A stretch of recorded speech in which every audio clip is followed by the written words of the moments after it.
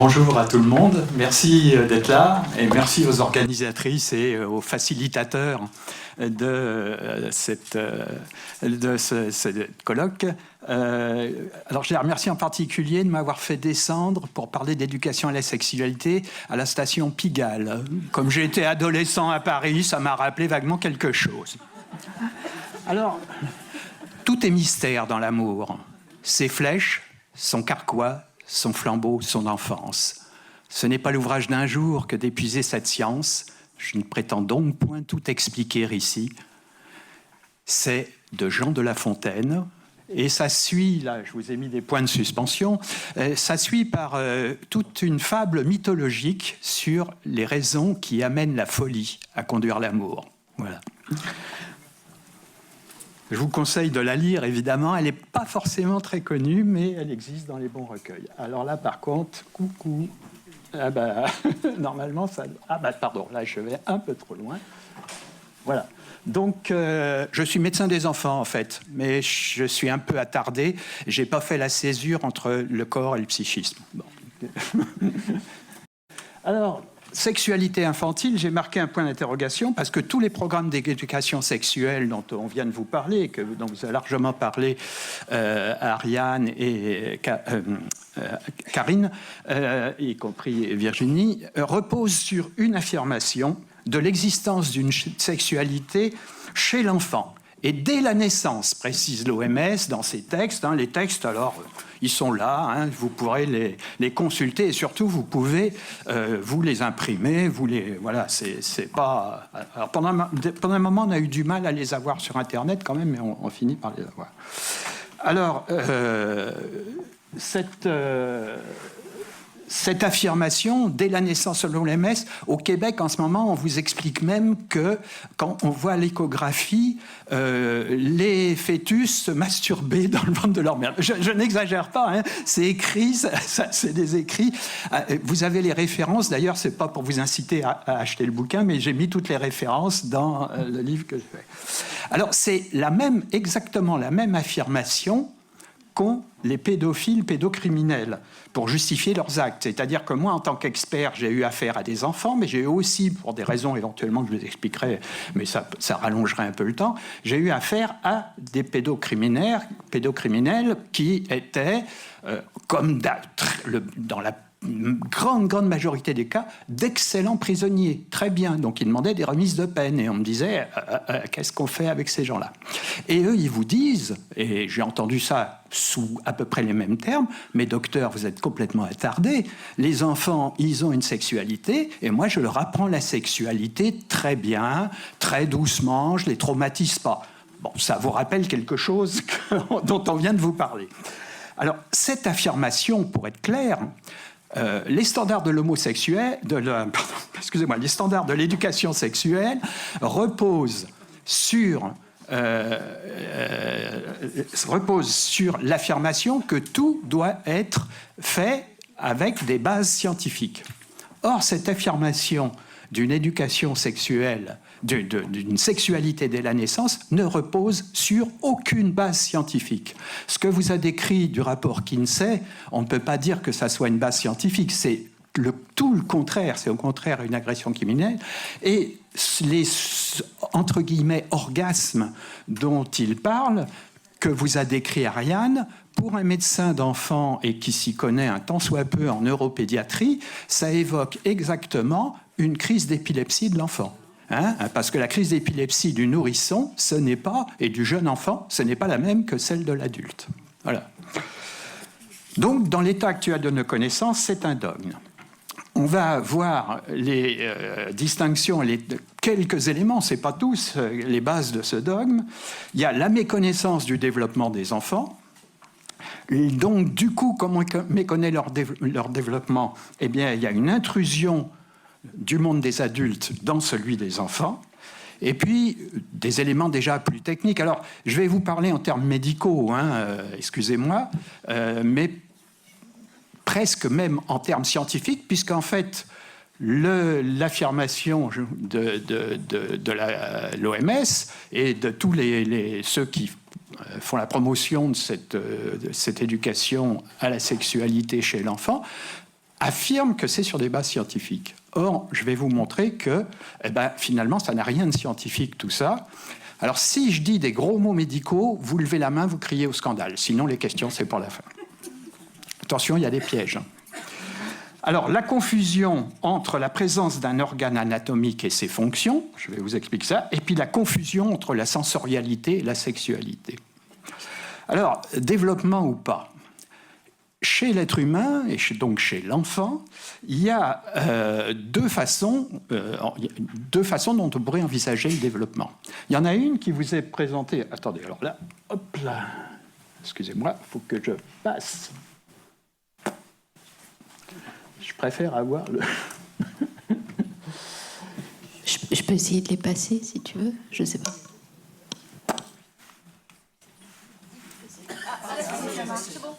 Alors, oui, mais ça c'est bon, mais je voudrais arriver à la suivante. Excusez-moi. Oui. Voilà. En fait, actuellement, dans ce qui est présenté par l'OMS, c'est un mode de développement qui est très inhabituel, qu'on ne rencontre pas chez l'enfant. C'est l'idée qu'une fonction serait présente dès la naissance et qu'elle ne ferait que se présenter sous des modes différents suivant le développement de l'individu. On va reprendre ça un petit peu plus loin, vous allez voir. Ah bien, la sexualité suit-elle un mode de développement habituel, comparable aux autres secteurs du développement de l'enfant? La notion, avec en particulier la notion de prérequis, enfin, que je vais développer, qui est nécessaire à la mise en place de la fonction elle-même, la fonction, comme l'a dit Ariane, ne pouvant se faire qu'au terme d'une certaine maturation biologique et psychologique. Alors, les prérequis, qu'est-ce que c'est? Je vais vous le détailler un petit peu. Au cours du développement de l'enfant, il y a certaines acquisitions qui sont indispensables à l'émergence de la fonction mature. On les appelle des prérequis et ils ne peuvent pas être court-circuités. Qu'est-ce que c'est? Ces prérequis sont grandement fonction du développement neurologique et neuropsychologique de l'enfant, ainsi que de son environnement. Et ils sont peu influencés par l'apprentissage. Alors, je vous donne comme exemple la marche. La marche, on n'a pas besoin d'apprendre à marcher aux enfants. On peut les aider à développer la marche, mais on n'a pas besoin de leur apprendre à marcher.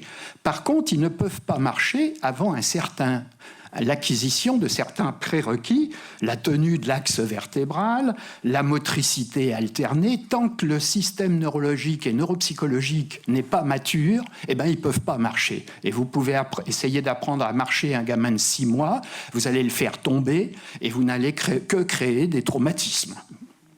Ça rappelle peut-être quelque chose. C'est la même chose au niveau du langage oral. Il faut bien sûr avoir des organes phonatoires et auditifs, mais il faut avoir un cerveau avec des stades, des aires linguistiques. Il faut avoir la communication qui se met en place. Alors je vous signale que dans le mode de développement, c'est d'abord la communication sans forcément de moyens bien évidents pour le bébé de communiquer, et puis ensuite le langage. Souvent, j'ai souvent entendu dire, une fois qu'il aura du langage, il pourra communiquer. Non, c'est dans l'autre sens que ça se passe. C'est d'abord la communication et ensuite le langage. C'est un peu le problème des enfants autistes. Alors, tout ça fait que... alors, les autres stades, pardon, elle vous en a parlé, Ariane vous en a parlé, c'est les stades de Piaget, les stades cognitifs. Et en particulier, le stade, ce qu'on appelle des opérations concrètes, que Piaget qui apparaît vers 6-7 ans.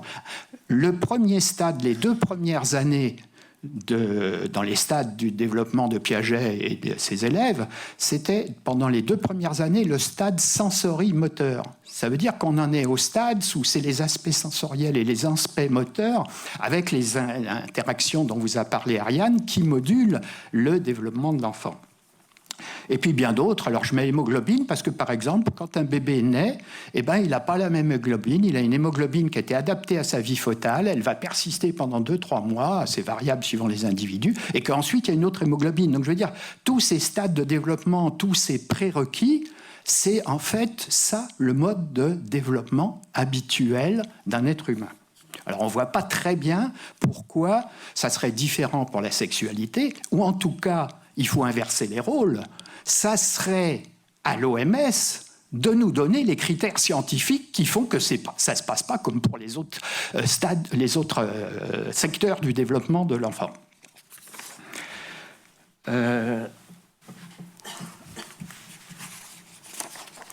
suis un peu gêné, excusez-moi, parce que là, je vous ai squeezé une diapo et que j'ai un peu de mal là, avec cet engin.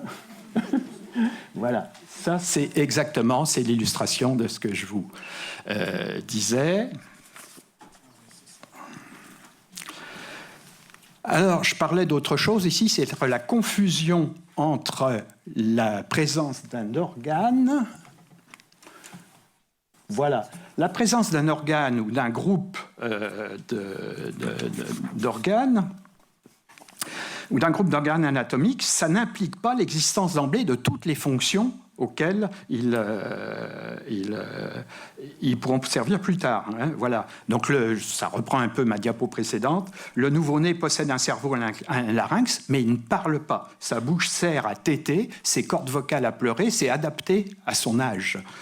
Le nouveau-né est équipé de jambes et de pieds, mais il ne marche pas. La motricité rudimentaire, on parlait de réflexes archaïques qui ne sont pas du tout archaïques, ils servent à téter, ils servent à se rapprocher du mamelon de la maman.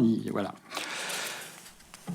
Autre confusion, donc, c'est la confusion entre la présence d'un organe et sa fonction. À la naissance, les organes génitaux des enfants, les organes génitaux externes, n'ont évidemment aucune fonction génitale. Ils ne peuvent pas produire des enfants eux-mêmes et ils n'ont aucune fonction sexuelle en fait. Leur principale fonction est l'élimination de l'urine. Alors je vais annuler certains, vous entendrez peut-être parler aussi de la possibilité d'érection spontanée de la verge des petits garçons. Elle est liée le plus souvent à l'envie d'uriner. Quand on fait de la néonatologie, et en particulier les infirmières et les puéricultrices savent très bien que le bébé et des fois le petit nouveau-né ou préma est en érection, et puis quand il fait pipi, l'érection elle cède. Il n'y a pas que les bébés d'ailleurs qui orientent ça, et les hommes savent qu'ils peuvent avoir d'autres raisons d'être en érection qu'un désir sexuel. Parfois à la toilette. Hein. Quand on le change, etc. C'est plus rare d'ailleurs, on peut avoir un petit garçon qui est en érection, mais en fait ça cède, c'est de la sensorialité, on va y revenir. La soi-disant mini-puberté des petites filles, c'est que ça peut arriver, c'est un tout petit écoulement sanguin vaginal, enfin la vulve, qui, après la naissance, c'est tout simplement que le bébé était sous une imprégnation œstrogénique de sa mère, les œstrogènes, ça passe bien le placenta, et qu'au moment où il naît, il n'a plus d'imprégnation œstrogénique par sa mère, et donc il y a l'équivalent d'une toute petite desquamation de l'utérus, voilà, de la petite fille. La gynécomastie, c'est-à-dire les seins qui sont un peu proéminents, un peu gonflés, sont du même ordre d'idées, hein, c'est-à-dire que ce sont les œstrogènes maternels qui font cette imprégnation au niveau des seins du bébé, mais que dès que le bébé sort de sa mère, en quelques jours, ça disparaît. Alors, je vais insister aussi sur quelque chose qui est très important, c'est la grande variabilité du développement entre les individus. Parce qu'en ce moment, on veut vous faire de l'éducation, pas seulement sexuelle, de toute une tranche d'âge au même moment. Et il y a beaucoup d'enfants qui peuvent être même dans les apprentissages cognitifs en difficulté avec ça, tout simplement parce qu'ils n'ont pas l'âge. Pour info, dans certains pays, on fait l'apprentissage de lecture un peu plus tard qu'en France. Mais ce que je veux insister, c'est sur le caractère individuel. Donc je vous ai marqué l'âge de la marche. C'est entre 9 et 18 mois, physiologique, on va dire. Hein. Eh bien, c'est jamais que par rapport à l'âge de la naissance, chez un bébé, c'est jamais que le double. Vous imaginez? Et donc, il y a une grande variabilité, et tout ça n'est pas du tout pris en compte. Hein, voilà. Ensuite, l'importance de l'aspect diachronique du développement. Personne réagit là? Ah, voilà. Alors, l'aspect diachronique, je vais vous montrer ça sur un carnet de santé. J'ai pris un carnet de santé. L'aspect diachronique, on vous montre toujours l'aspect, ce qu'on appelle synchronique. L'aspect synchronique, c'est-à-dire qu'on compare les enfants du même âge. Et on vous dit, il est plus gros, il est plus maigre, il est plus grand, il est plus... Et souvent, on va vous dire, c'est normal, c'est pas normal. On va vous dire, à la maternelle, c'est acquis, c'est pas acquis, c'est ceci, etc. Ça, c'est l'aspect synchronique. Synchronique, ça veut dire c'est même chronos, c'est le moment, au même temps. Mais ce qui compte chez un enfant, et qu'on ne fait que peu ou pas pour la croissance de la taille, du poids, etc., et qu'on ne fait pas du tout pour le développement même cognitif ou affectif de l'enfant, c'est l'aspect diachronique, ça veut dire au cours du temps. Alors je vous ai pris, je pense que vous voyez, mais vous connaîtrez, vous repérerez tous là-dessus, c'est des courbes de croissance. Dans le carnet de santé de l'enfant, on marque les poids hein, au moment, 3 mois, machin, etc., les poids, les tailles. Mais ce qui compte, c'est comment il grandit par rapport à lui-même. Est-ce qu'il grandit dans ce qu'on appelle sa courbe de croissance? Alors c'est très rarement reporté, ça. C'est très rarement, alors que ça donne des indications tout à fait importantes. Peu importe d'être soi-disant en retard, peu importe d'être soi-disant en retard ou en avance par rapport aux autres, ce qui compte, c'est que sa croissance, elle soit fluide, on va dire, elle soit harmonieuse. C'est ça qui compte. Hein, et ça, c'est tout à fait passé sous silence. Alors, il faut savoir aussi qu'il y a des fluctuations importantes dans la mise en place d'une fonction. Par exemple, dans la latéralité, moi, j'ai été amené à voir des gauchers contrariés. Parce que pendant un moment, l'enfant, il n'est pas tout de suite latéralisé au cours de la croissance. Et puis ça dépend, comme je vous ai la marche entre 9 et 18 mois, à quel moment il va être complètement latéralisé.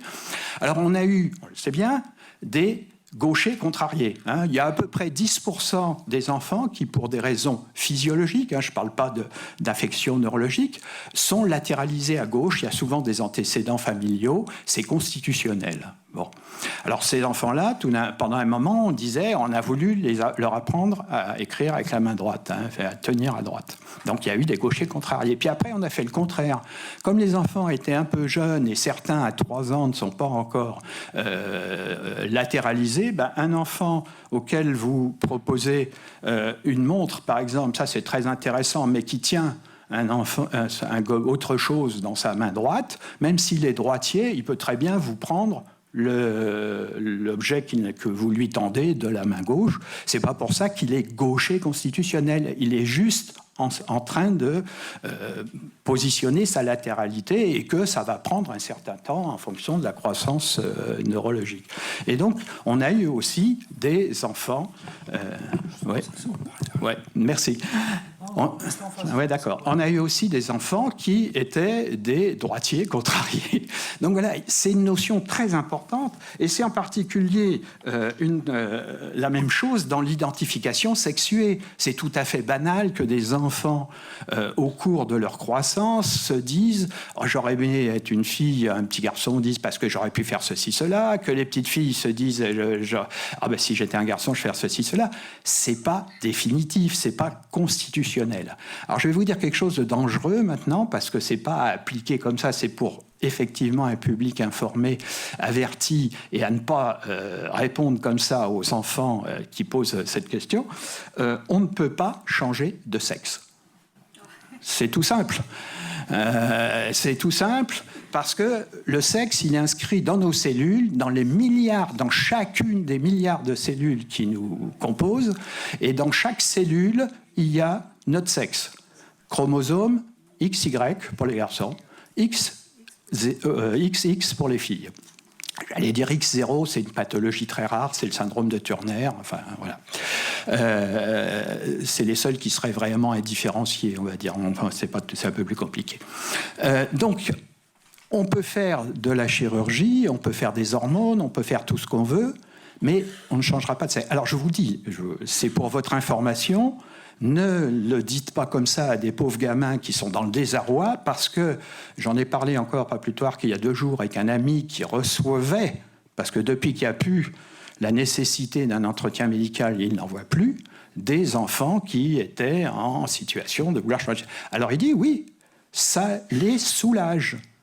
C'est effectivement la plupart des enfants qui ont subi un changement de genre, on va dire, alors que c'est de la chirurgie plastique, anatomique, je veux dire, ça ne remet pas en place ni un utérus, ni même la sensibilité. Je veux dire, pour vous donner un ordre d'idée, on fait un vagin avec le pénis, la peau du pénis qu'on retourne. C'est juste un exemple, hein, voilà. Mais c'est pas la même sensibilité, c'est pas la même chose, quoi. Je veux dire, voilà. Et tout est du même acabit. Donc,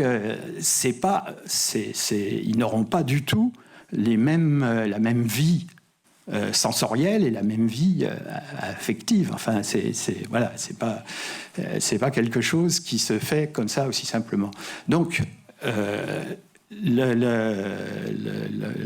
l'enfant qui a subi des transformations, il n'y a pas de possibilité de changement de sexe, hein, pour être clair. Alors, c'est pas à lui dire comme ça. Je crois que... Alors, il faut quand même savoir aussi que deux organismes qui étaient à la pointe de ces changements de sexe, l'un anglais, la Tavistock Clinic à Londres, et l'autre en Suède, Karolinska Institute à Stockholm, sont en train de faire machine arrière en ce qui concerne les mineurs. Hein, ils sont à plein pot en machine arrière parce qu'ils commencent à voir les conséquences à long terme. Il y a des gens qui... je pense que Virginie va peut-être nous éclairer là-dessus. Il y a des adultes maintenant qui disent « mais on n'a pas tenu compte du fait que j'étais un enfant ». Voilà. Vous savez, les enfants, des fois, ça arrive, on leur dit, on le fait des fois un petit peu exprès pour les taquiner, etc. Et puis les enfants, on leur demande quelque chose qui n'est pas de leur âge, et puis ils vous regardent et ils disent « mais je suis pas un enfant, je suis un enfant. Hein, ça veut dire que je suis pas un adulte. Qu'est-ce que tu me demandes là, hein ?» Donc oui, je vous l'ai dit, il est clair quand même que c'est un soulagement à court terme. Hein, donc je veux dire, c'est compliqué ces histoires d'enfants. Alors, la sensorialité n'est pas la sexualité. Attendez, hop, il faut que je suive.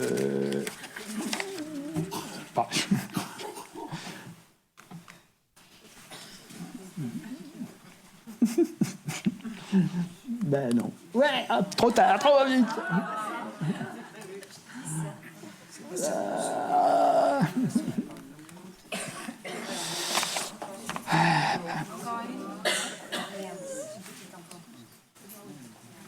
Faut le temps qu'ils réagissent, hein. Voilà. Non. C'est dans l'autre sens. C'est raté. Voilà. Alors, il y a des zones qui sont particulièrement sensibles et centres d'intérêt préférentiel chez l'enfant au cours du développement.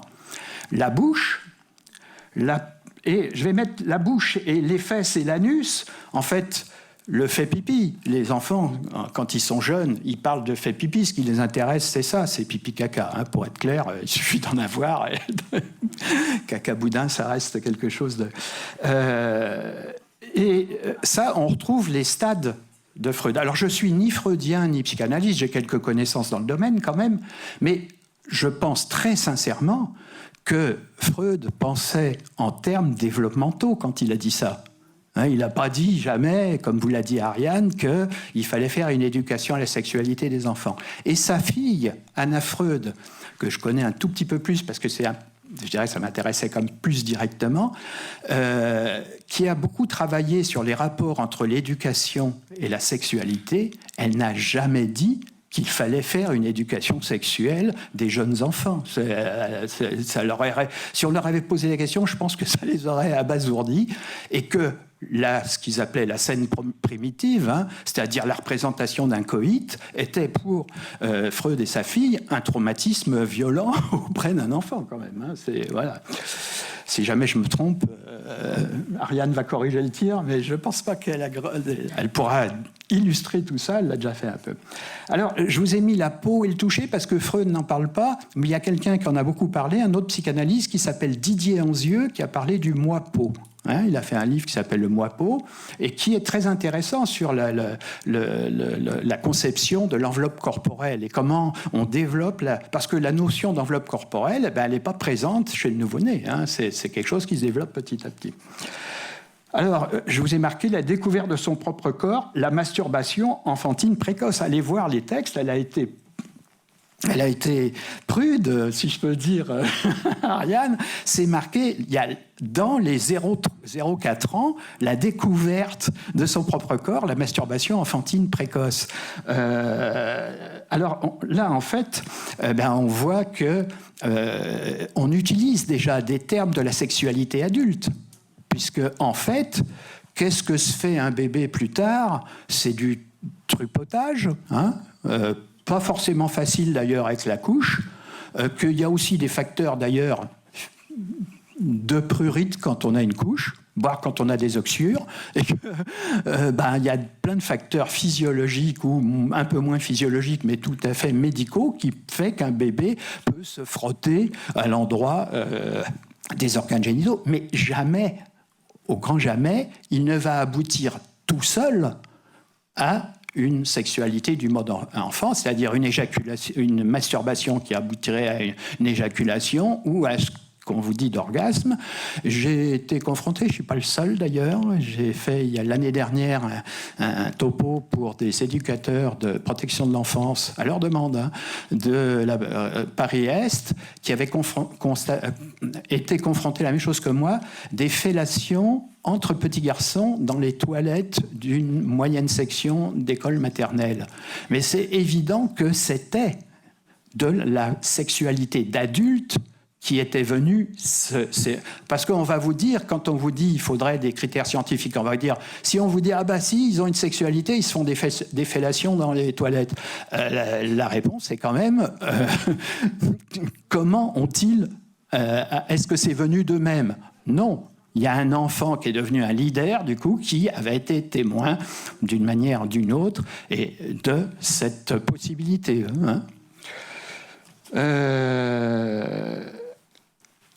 Alors, il y a d'ailleurs d'autres sens que là dont je n'ai pas parlé, mais parce qu'il peut y avoir des confusions aussi du même ordre, mais ils sont moins utilisés dans les confusions, je dirais. C'est en particulier l'audition et l'olfaction. Hein. C'est aussi des sens qui sont en jeu pendant les toutes premières semaines et premiers mois d'un bébé, mais c'est fait là aussi pour exprimer la tendresse, pas pour exprimer la sexualité de la mère ou du bébé.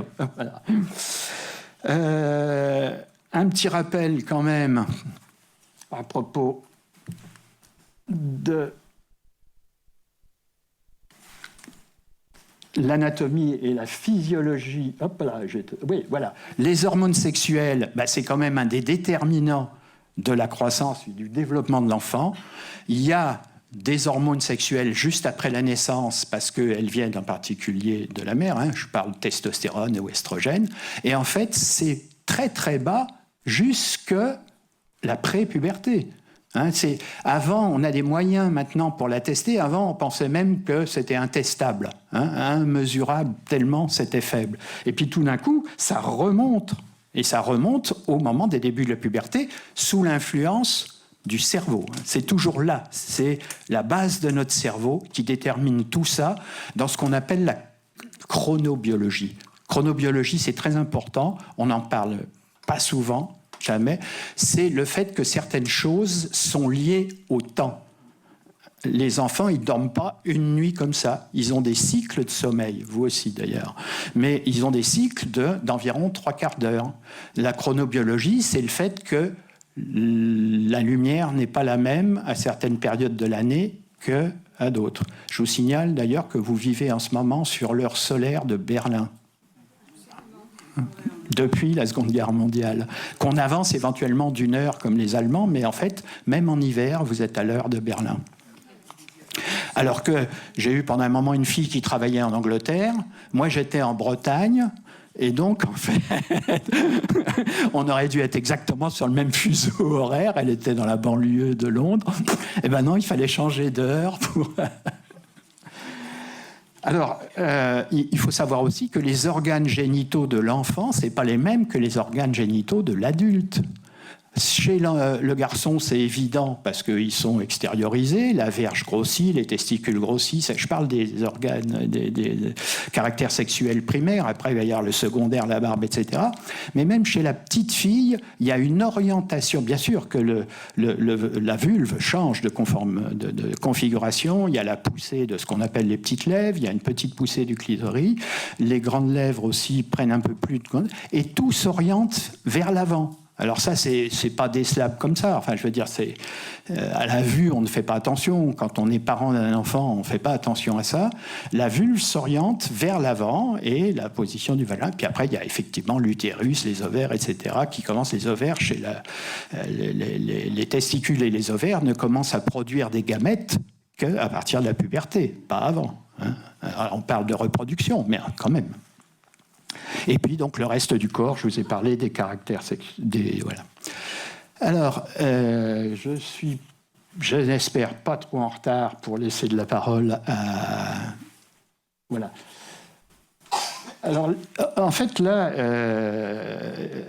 qu'est-ce qui est les prérequis ? Qu'est-ce que sont... Alors, j'ai marqué leur rôle de prérequis, puis en fait, j'ai pensé qu'il vaudrait mieux les appeler leur rôle futur dans le développement de la sexualité. Hein, en fait, leur rôle futur dans le développement de la sexualité. Et c'est là qu'on peut tout à fait travailler, en fait, et aider les enfants. Alors, il y en a 4, là. La curiosité, l'imitation, la suggestibilité, le jeu, je vous les ai mis en... Je ne vais pas vous les décrire, hein, vous imaginez ce que c'est. Les enfants, c'est le jeu. Ce sont les moyens qu'utilisent, entre autres, les pédophiles. C'est les caractéristiques de pensée des enfants qui les rendent les plus fragiles. C'est-à-dire que les pédophiles, ils utilisent soit un moyen... Ils ne s'avancent jamais avec une séduction sexuelle hein, sur les plus petits. Hein. Pas du tout.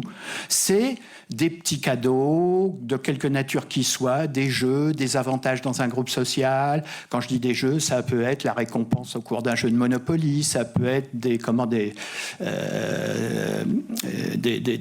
trucs informatiques, là, comment ça s'appelait, les PlayStation, j'ai tout vu, les petites plaquettes là, des petits adhésifs de joueurs de football, les câlins d'un membre plus ou moins de la famille, enfin plus ou moins éloigné, excusez-moi, de la famille, des fois très proche. Ça peut être alors c'est pas que dans la famille. Hein, là en ce moment on est centré sur la famille, mais à l'école, oui aussi, dans les clubs sportifs, avec souvent des enfants plus grands quand même. Hein, voilà, mais parmi les jeunes. Voilà, c'est surtout... donc la suggestibilité, les enfants sont extrêmement suggestibles et ils imitent très volontiers. Donc c'est sur le coup a attiré l'attention à Ariane, c'est-à-dire qu'ils sont des cibles extrêmement faciles. Moi je les compare, alors je ne suis pas le seul à le comparer avec des éponges, j'ai vu qu'il y avait d'autres gens, ce sont des éponges et moi je rajoute avec 2 grandes antennes pour trouver où ça se passe de curieux et d'intéressant. Et puis, je vous ai donné d'autres éléments de l'enfant, hein, des modes de pensée de l'enfant, l'imagination et la créativité, et c'est ça qu'il ne faut surtout pas annihiler chez les petits. Le langage, là aussi, le langage, c'est très important que le langage se développe, mais on ne leur parle pas tout de suite de sexualité, on leur parle de s'exprimer par le langage. Combien il y a de difficultés de couple, alors je vais étonner personne, là c'est une banalité, qui sont liées à une difficulté de langage et de communication, mais déjà parce qu'on ne sait pas s'exprimer, parce qu'on s'exprime avec des mots qui ont un sens tellement vague, c'est cool. Ah ben c'est cool, ça coule le langage quand même. Alors, l'écoulement, un autre élément sur lequel je voudrais insister, je vous parlais de chronobiologie, c'est la notion d'écoulement du temps, des rythmes et du tempo chez les petits. On croit qu'ils sont rapides parce qu'ils bougent sans arrêt, c'est pas vrai, ça prend du temps. Et si on les presse, si on les bouscule, on introduit Alors, je ne dis pas qu'il faut les laisser faire, il faut les guider, il faut les aider à apprendre ça. Mais si on pense qu'ils vont aller à toute vitesse parce qu'ils bougent sans arrêt, vous savez, les enfants, ça ne marche pas, ça court, les petits, eh bien, on se trompe totalement. Ça prend du temps, par exemple, pour les habiller. Ça prend du temps pour les faire manger. Alors, bien sûr, je vous dis, on ne fait pas n'importe quoi, mais il faut avoir conscience que leur tempo n'est pas le nôtre et qu'il y a des rythmes dans la journée auxquels ils sont plus sensibles que nous, souvent. Et alors, j'ai souligné aussi, parce que ça, on le connaît moins bien, c'est le besoin très précoce de donner du sens à ce qu'ils voient et de trouver des interprétations, y compris par la pensée magique. Une petite fille explique à un petit garçon en maternelle, de l'âge de la maternelle, que les bébés... la petite fille, explique au petit garçon que les bébés sortent par le nombril de la maman et elle a ses arguments. Elle a vu une dame à la plage qui avait une cicatrice autour du nombril. Et le petit garçon en conclut, donc vous voyez, tout ça est parfaitement logique et observation, et le petit garçon en conclut que le papa, il met la petite graine par le nombril de la maman, vous voyez. Mais tout ça, c'est l'enfance. Voilà. Alors, laissez-les rêver un petit peu en fonction de ce qui se passe et découvrir ce qu'il en est. Alors, c'est la même chose au niveau de la vie affective et des émotions. Est-ce que j'y suis? Oui. Je souligne l'état d'esprit de l'enfant de base, c'est la gaieté et l'insouciance. Alors ça, on l'oublie complètement.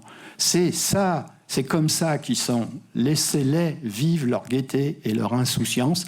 Peut-être que ma collègue Nicole Delépine reprendra le terme cet après-midi. Les seules études scientifiques, au sens réel du terme, il y a vraiment des études qui aient été publiées, à ma connaissance, je ne connais pas tout, sur la sexualité et son futur, je veux dire, les conditions pendant la petite enfance et la sexualité, c'est l'attachement.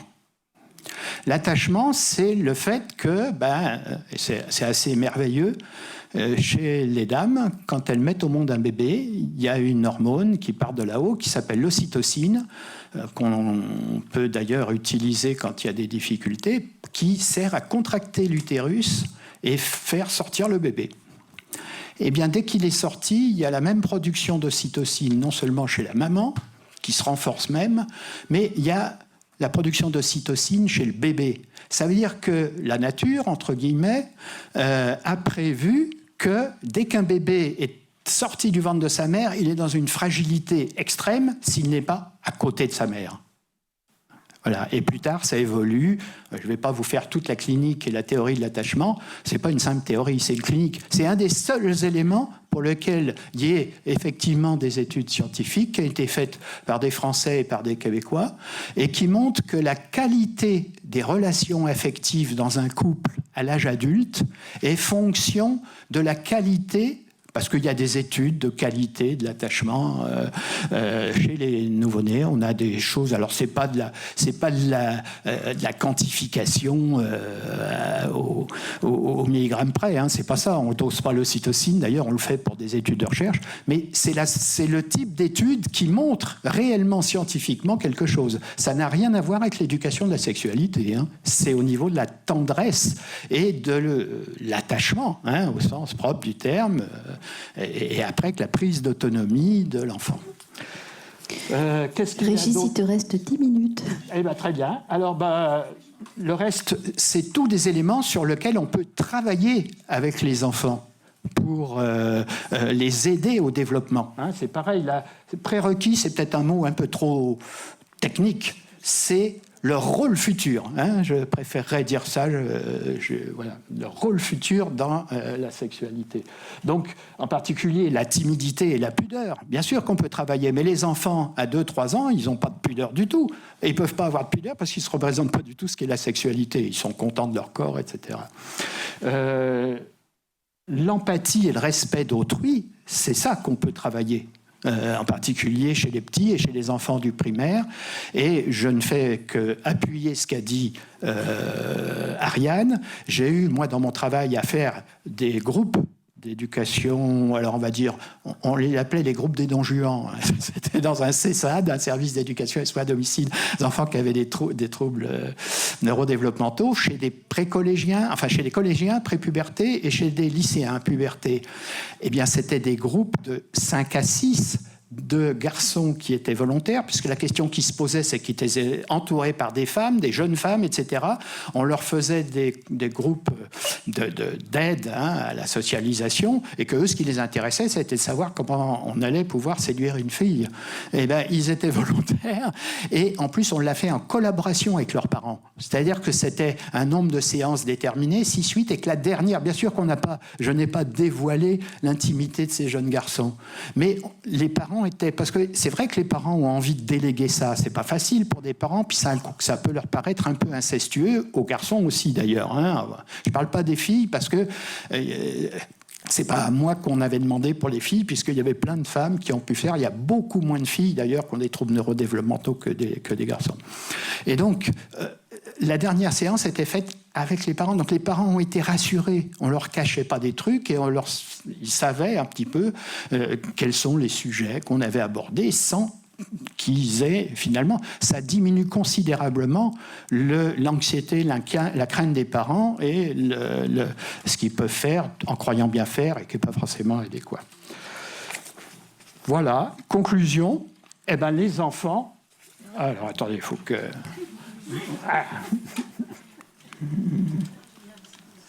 Tu me donnes 30 secondes de plus pour faire passer les tabous.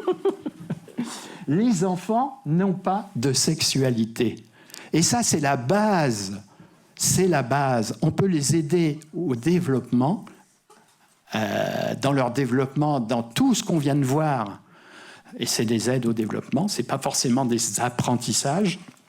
Le terme est différent. On peut apprendre à faire du vélo, on ne peut pas apprendre à marcher. Hein. On peut apprendre à lire, mais on n'a pas besoin d'apprendre à parler, sauf si les parents sont sourds et muets. Et donc, ça ne peut commencer réellement la sexualité qu'à partir de la puberté. Avant, on peut faire des aides au développement. Et puis, là, c'est la base claire d'une interprétation pédophile de la pédocriminalité. Parce que s'il n'y a pas de sexualité, les enfants, ils ne comprennent pas. Pourquoi est-ce que très souvent, on voit les gamins... alors, bien sûr, moi j'ai eu affaire beaucoup, parce que j'en avais aussi des fois des histoires comme ça dans mes consultations ou dans mon service, dans les affaires pénales. Donc c'est les cas ceux qui remontent à la surface. Hein. C'est loin d'être tous. Et bien, il y a un interdit clair en disant vous ne pouvez pas arguer de la sexualité des enfants, puisqu'en fait, il n'y en a pas. Et que si ça dure aussi longtemps et que les enfants, les affaires ne viennent à la surface, c'est souvent parce qu'au bout d'un certain temps, les enfants commencent à être à la fin de l'âge de la phase de latence dont vous a parlé Ariane, et qui commencent à se rendre compte que le jeu avec lequel on jouait avec eux, un adulte jouait avec eux, ou un plus grand, n'était pas seulement un jeu interdit. Ils savent bien que c'est un jeu interdit, hein, puis après ils se font prendre d'ailleurs là-dedans, mais que c'était un jeu interdit. Ils comprennent beaucoup mieux l'interdit. Ils comprennent que c'est parce qu'en fait on a abusé d'eux. Ils comprennent beaucoup mieux le langage pervers de l'adulte, si je peux dire ça comme ça. Ils comprennent, voilà. Et voilà, et un modèle, une éducation sexuelle qui ne tient pas compte de ce modèle développemental, c'est une éducation qui est complètement à côté, qui ne va pas aider l'enfant et qui peut même être traumatique. Et quand vous avez peut-être entendu parler de cet exemple d'un enfant dans une classe de CM1 ou CM2, je ne sais plus, à Saint-Étienne, où il y avait il y avait une cours d'éducation sexuelle, des enfants de 10 ans, 9-10 ans, auxquels on leur avait fait mettre des fiches, des petits bulletins dans une urne où ils posaient des questions. Et un gamin avait mis une fiche, on peut faire je fais vite, hein, on peut faire le zizi dans les fesses. Eh bien, l'infirmière chargée de ça a dit oui, on peut faire le zizi dans les fesses et d'autres choses qui n'avaient rien à voir avec la sexualité de l'enfant. Mais en fait, elle n'a pas du tout compris. Et elle n'a pas du tout été un professionnel de santé. La question à se poser à ce moment-là, c'est où a-t-il appris ça ? Comment sait-il que c'est un enfant en danger ? C'est un enfant fragile. Non, on lui a dit, ouais, c'est vrai. Voilà, donc pour reprendre l'an dernier les critères scientifiques, oui, presque. Voilà, il n'y a pas du tout d'évaluation scientifique, mais alors ça, l'éducation nationale a l'habitude. Hein. Ils ont une idée géniale, ils l'appliquent partout. Bon, il n'y a pas eu d'évaluation. Les adultes, on en a déjà parlé, ne peuvent pas se décharger sur l'enfant de ses propres protections. Et il y a des questions donc que les professionnels ont à se poser. Voilà. Merci de votre attention. Si j'arrive. Il faut aimer. Ah, je suis allé un peu vite.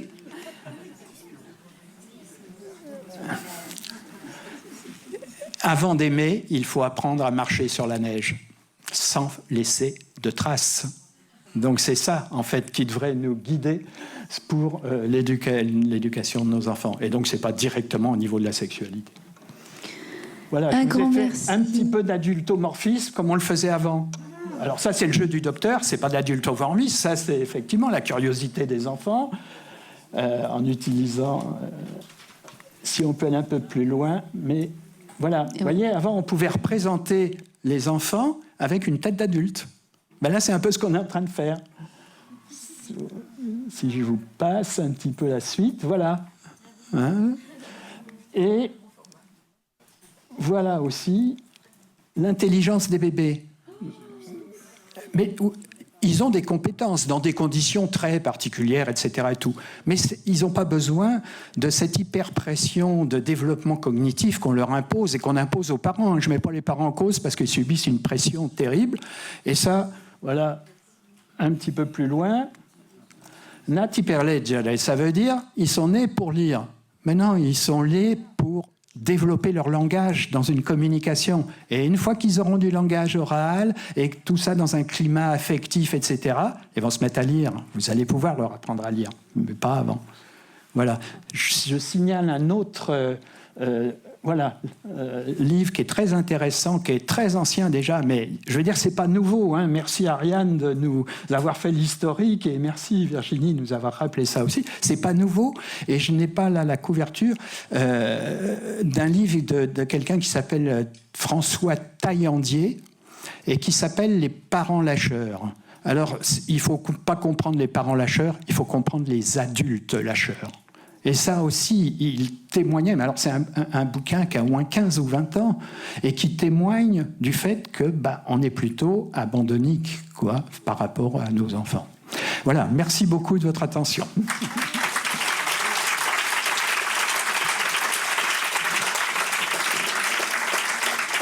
Alors un très très grand merci Régis pour toute cette clarification des concepts dont nous avons impérativement besoin.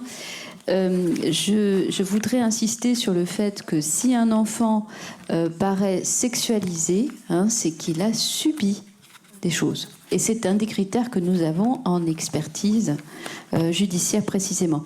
Je vais laisser un tout petit peu la parole à Virginie qui avait un commentaire. Régis, reste parce qu'on a une petite question. Après, on passera à l'intervention d'Amandine Lafargue et après, on ouvrira aux questions.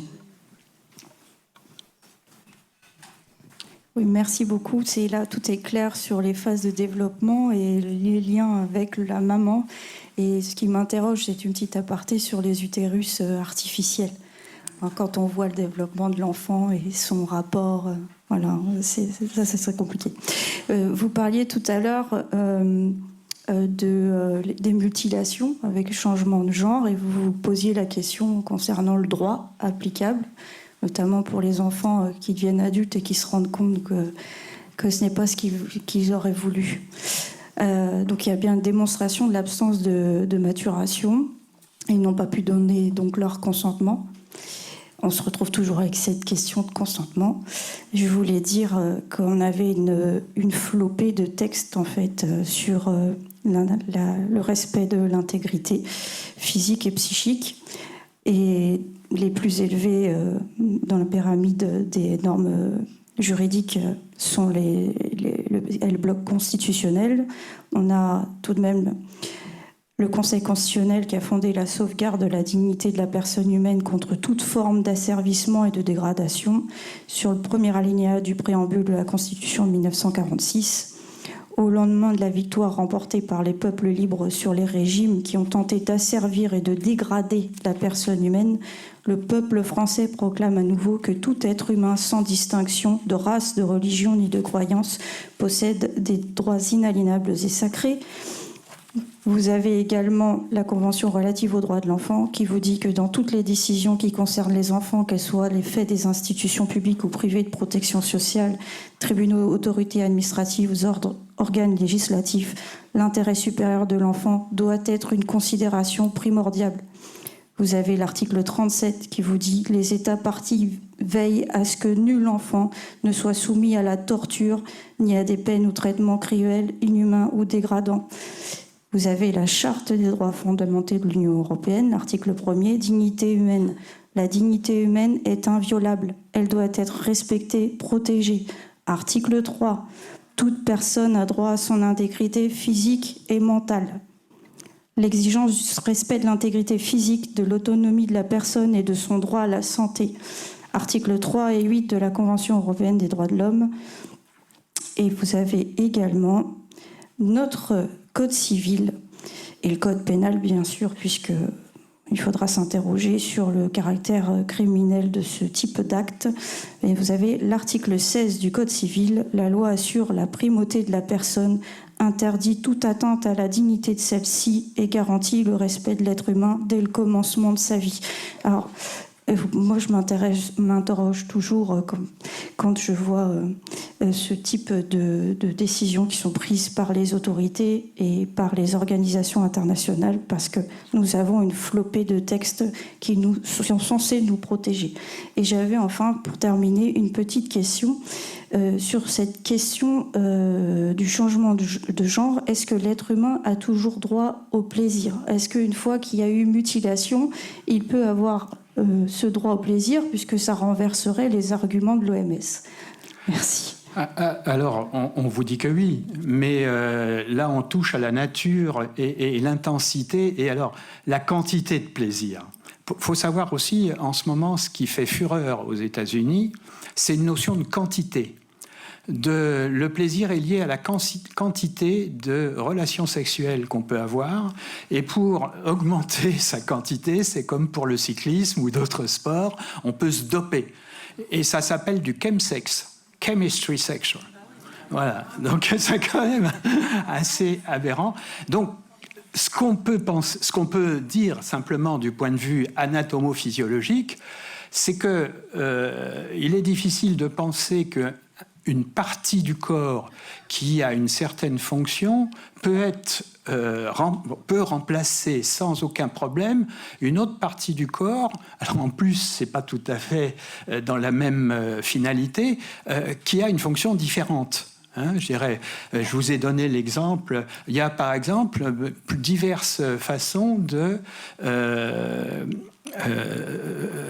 créer, on va dire comme ça, entre guillemets, le terme créer est un peu un sexe d'homme chez une fille qui voudrait devenir un homme. Alors il y a où on met des prothèses, plus ou moins sophistiquées, où on fait ce qu'on appelle une plastie du clitoris, on le dégage un peu de sa gaine et on obtient une verge qui peut être en érection, on va dire, mais de 5-6 cm, quoi. Alors, est-ce que le plaisir d'un clitoris qu'on a mis comme ça est le même que celui de la verge d'un homme ? Je sais pas, je peux pas vous répondre, mais on peut en douter quand même. Voilà, comme la sensation vaginale de la peau d'un pénis qu'on a retourné et qu'on a mis en cavité, tout ça, je crois pas qu'on puisse dire qu'il y ait des études scientifiques là-dessus. Moi, j'en connais pas. Alors, je vais vous dire aussi quelque chose. On est à peu près pareil avec toutes mes collaboratrices là, mes collègues. On fait ça à notre corps dépendant pour les enfants de s'intéresser à ça. Parce qu'en fait, c'est des histoires assez sordides. Je peux vous dire que quand vous êtes expert auprès d'une cour d'appel ou pour parler des libérations prématurées d'enfants, de personnes ayant fait des atteintes, des agressions sexuelles, on n'est pas très attiré par ça. On trouve ça assez sordide et au bout d'un moment, on en a la nausée, mais au sens propre du terme, si besoin. Donc voilà pourquoi aussi, je ne vous réponds pas à tout, puis j'ai d'autres intérêts dans la vie, heureusement. Voilà. Alors, en fait, là aussi, il faut être clair. Les enfants, auparavant, tu vas peut-être me répondre, Virginie, avant, ce qui se fait en ce moment, ça aurait été... je dis, c'est pas pour retourner en arrière, c'est pas ça, mais pour vraiment comprendre ce qui se passe. Ça aurait été la chirurgie chez les enfants, ça aurait été coups et blessures volontaires sur mineurs par personne ayant autorité. Je me trompe pas, hein? Merci. Merci, Régis. Donc les enfants ne peuvent pas donner. Les enfants n'ont pas de sexualité parce qu'ils n'ont pas les moyens d'avoir une sexualité. Et ils ne peuvent pas donner leur consentement parce qu'ils n'ont pas les moyens de consentir. Voilà, merci, merci. Je passe directement la parole, parce qu'on est très en retard, à Amandine Lafargue, psychologue clinicienne, psychologue sociale et des organisations du travail, psychothérapeute et psychanalyste, et également régulièrement expert auprès du tribunal, et avec laquelle j'écris plusieurs livres, dont Psychopathologie de la pédophilie en 2013, qui a été réédité chez Duno. Amandine va nous parler du sujet suivant: faire preuve d'inventivité clinique face au caractère inédit des troubles psychiques infantiles. Alors bonjour à tous, et je crois qu'on est en train de chercher mon PowerPoint. Je vous ai fait des petites surprises un peu rigolotes. Alors je vais vous dire bonjour à tous. Je vais peut-être mettre des lunettes, parce qu'on vieillit. Voilà, c'est beaucoup mieux. Je vous remercie d'être venus, parce qu'on n'imagine pas quand on voit une salle comme ça que vous êtes tous venus un par un. C'est incroyable. Et voilà, tous pour venir nous écouter et à tisser ce maillage de sens. Donc merci à Ariane pour son travail infatigable pour la protection des enfants, et à mes collègues et amis. Donc la plupart, on est amis depuis longtemps, on a travaillé sur beaucoup de choses. Voilà, merci à vous et votre capacité d'absorber tous nos contenus de ce matin, parce que quand même, nous, on se rend peut-être pas compte du fait que ça fait une vingtaine d'années qu'on digère ces choses-là, mais il en faut quand même du cran. Cette capacité aussi à consoler nos enfants intérieurs, parce que quand on lit des choses comme ça, il y a quelque chose d'assez désolant. Et donc, il faut arriver à récupérer de l'espace intérieur et se dorloter, tout en continuant à être assez violent avec nous-mêmes pour continuer à regarder ces contenus et pour tenir bon. Et à ce propos, encore cette salle, on voit beaucoup de femmes, mais j'ai quelque chose à vous annoncer, c'est que sur le terrain, les hommes commencent à venir. Alors peut-être que ça va vous rassurer, c'est qu'effectivement, pour chaque cause des faibles, quand on va dire le niveau au-dessus, c'est-à-dire qui est moins concerné ou qui est moins abîmé, commence à s'investir, à nous protéger, c'est bien le début du changement des choses. Donc les hommes arrivent, voilà, à nous d'étayer les arguments. Donc si ça peut vous rassurer, voilà. Alors, de quoi je vais vous parler aujourd'hui? La fabrique du soin clinique, et nous l'avons trouvé. Alors, en 3 parties. D'abord, l'impact réel des protocoles sanitaires éducatifs sur la construction psychique de nos enfants. Quelques chiffres, je vais aller assez vite, surtout qu'il y en a qui vont vous surprendre. Et le mythe de l'adaptation, l'éternelle adaptation des enfants. Nos enfants oublieront. Ensuite, protéger nos enfants par la clinique de l'amour, parce que ça fait 2 ans que les psychologues, il faut qu'on invente une clinique pour les aider à tenir bon, parce que pendant que nous, on absorbe tout ça, eux aussi, en fait. Et relancer, en dernier, la créativité des adultes quant à la fabrication de solutions de protection. Le programme devrait vous plaire. Pour ceux qui me découvrent, je suis Amandine Lafargue, psychologue, diplômée de psychologie sociale, de clinique, de psychopathologie. Je suis psychothérapeute, je suis psychanalyste, enfin bref. Il paraît que j'aurais un problème avec le nom du père. Je travaille depuis plus de 20 ans et je ressens libéral dans les Bouches-du-Rhône. Et avec ma très chère collègue Ariane Biran, on travaille depuis plus de 16 ans On a, comme elle l'a dit, coécrit des bouquins sur la psychopathologie de la pédophilie. Alors, c'est pas le pédophile ou la victime, ça, des bouquins, vous en avez déjà lu. C'est plutôt comment la société, malgré elle, est infiltrée et contaminée par les raisonnements de la psychopathologie de la pédophilie. Donc, on peut vraiment le lire parce que dedans, vous retrouvez le juge, l'assistante sociale, la gentille éducatrice, la mère de famille. C'est vraiment, comment dire, au plus proche de notre quotidien. Et ça vous explique comment, structurellement, ça se reproduit, y compris dans les groupes. C'est systémique, voilà. Donc, en 2000, on les a réédités en 2021. En 2020, on a rédigé une tribune parue dans France Noir qui alertait sur ce qui allait arriver, parce que alors c'est pas qu'on est des prophètes, c'est que la psychopathologie c'est une science, et donc quand on voit tous les items s'alerter, on sait que ça va arriver. Y a pas de... Donc on a mis une alerte, on a été toutes deux suffisamment éclairées. Bon, on est experts aux tribunaux. Hein. Pour ma part, j'ai travaillé comme psychologue en protection de l'enfance une dizaine d'années. J'ai travaillé sur des signalements, j'ai eu des mandats d'expertise judiciaire auprès des juges d'enfants, donc on sait de quoi on parle. Ensuite, pour ce qui est de la clinique en cabinet libéral, moi je reçois beaucoup d'enfants et de familles. Je travaille en médiation ethnoclinique, donc on a des familles, des fois jusqu'à 16 personnes, puisqu'on est dans le sud. Alors je ne sais pas comment ça se passe ailleurs, mais il y a des familles de Comoriens, de Gitans, alors si en plus on fait venir la belle famille, ça fait du monde. Et depuis 2 ans, on remarque que la situation des enfants se dégrade vraiment, c'est toujours de plus en plus inquiétant. Ça fait 2 ans qu'on alerte. Et les parents nous amènent donc les enfants. Au départ, c'est assez anodin la manière dont ils nous amènent. Voilà. C'est pour des crises de nerfs. Ah oui, il faudrait peut-être avancer les slides, pardon. Excusez-moi.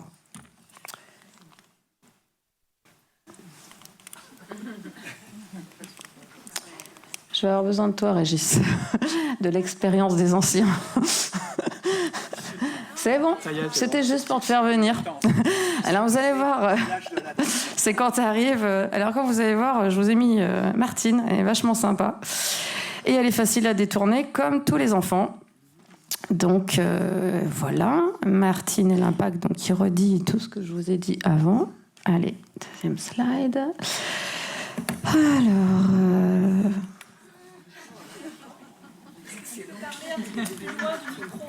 Je crachote.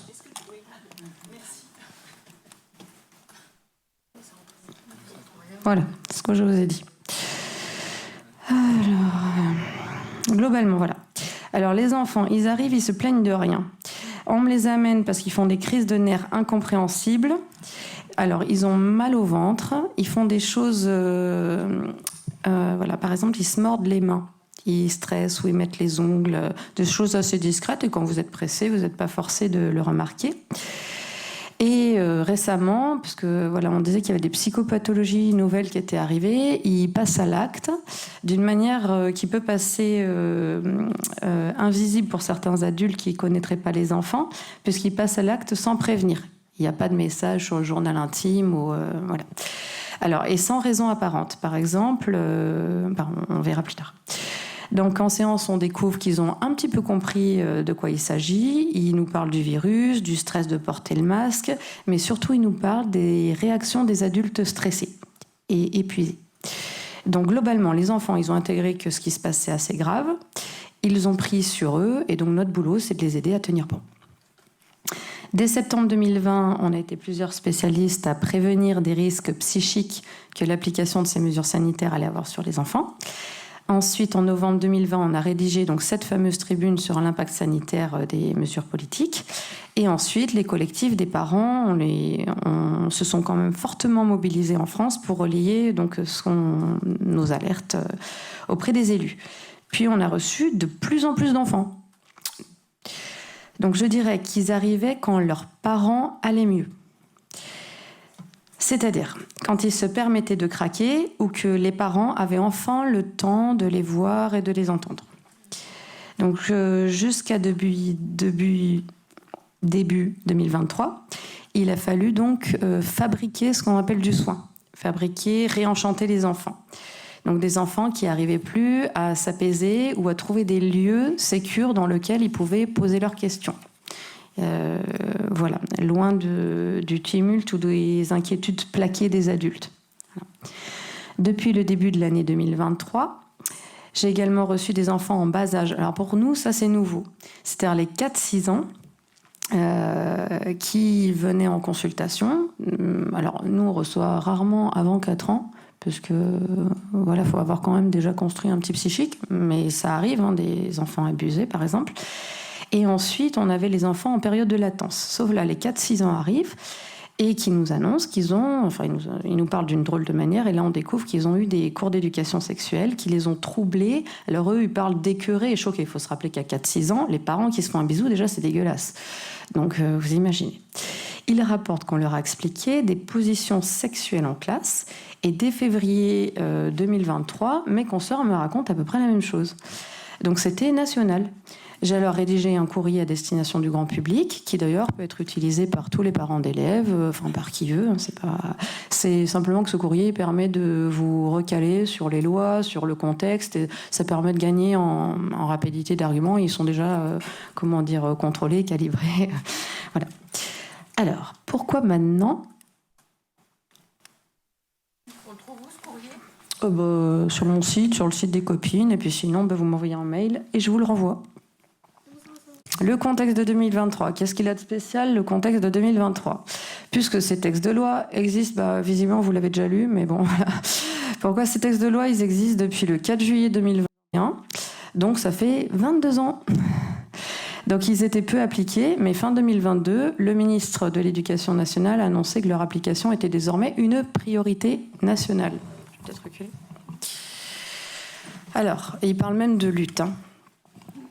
Alors en fait, il s'agit d'appliquer le grand plan de santé du 30 mars 2017 du ministère de la Santé, plan qui est sous l'idéologie OMS, comme on a vu auparavant, et qui reste dans l'éducation nationale, et qui rentre dans l'éducation nationale par le biais des ONG, des associations et des autres lobbies qui proposent activement des formations et des ateliers pour généraliser et renforcer cette fameuse éducation sexuelle auprès des enfants. Donc souvent, ce qui se passe, c'est... comme on a vu des fois les institutrices ou les psychologues ou les infirmiers qui font le cours, mais souvent comme c'est un peu stressant pour ce personnel-là de faire les cours eux-mêmes et qui voient bien qu'il y a quelque chose qui tourne pas rond dans ce qu'on leur demande de dire, et puis pour celles qui s'y sont risquées, vous avez vu ce qu'elles s'entendent, donc ils vont faire venir une association qui elle prétend mieux savoir. D'ailleurs, si vous voyez les vidéos qu'on a eu d'extraits de ces cours, il y a des fois même pas la maîtresse ou les fonds de la classe, et on voit l'enfant qui cherche un petit peu sa sécurité, ou l'adulte qui était garant de sa sécurité avant, qui dit mais qu'est-ce qui se passe ? Voilà.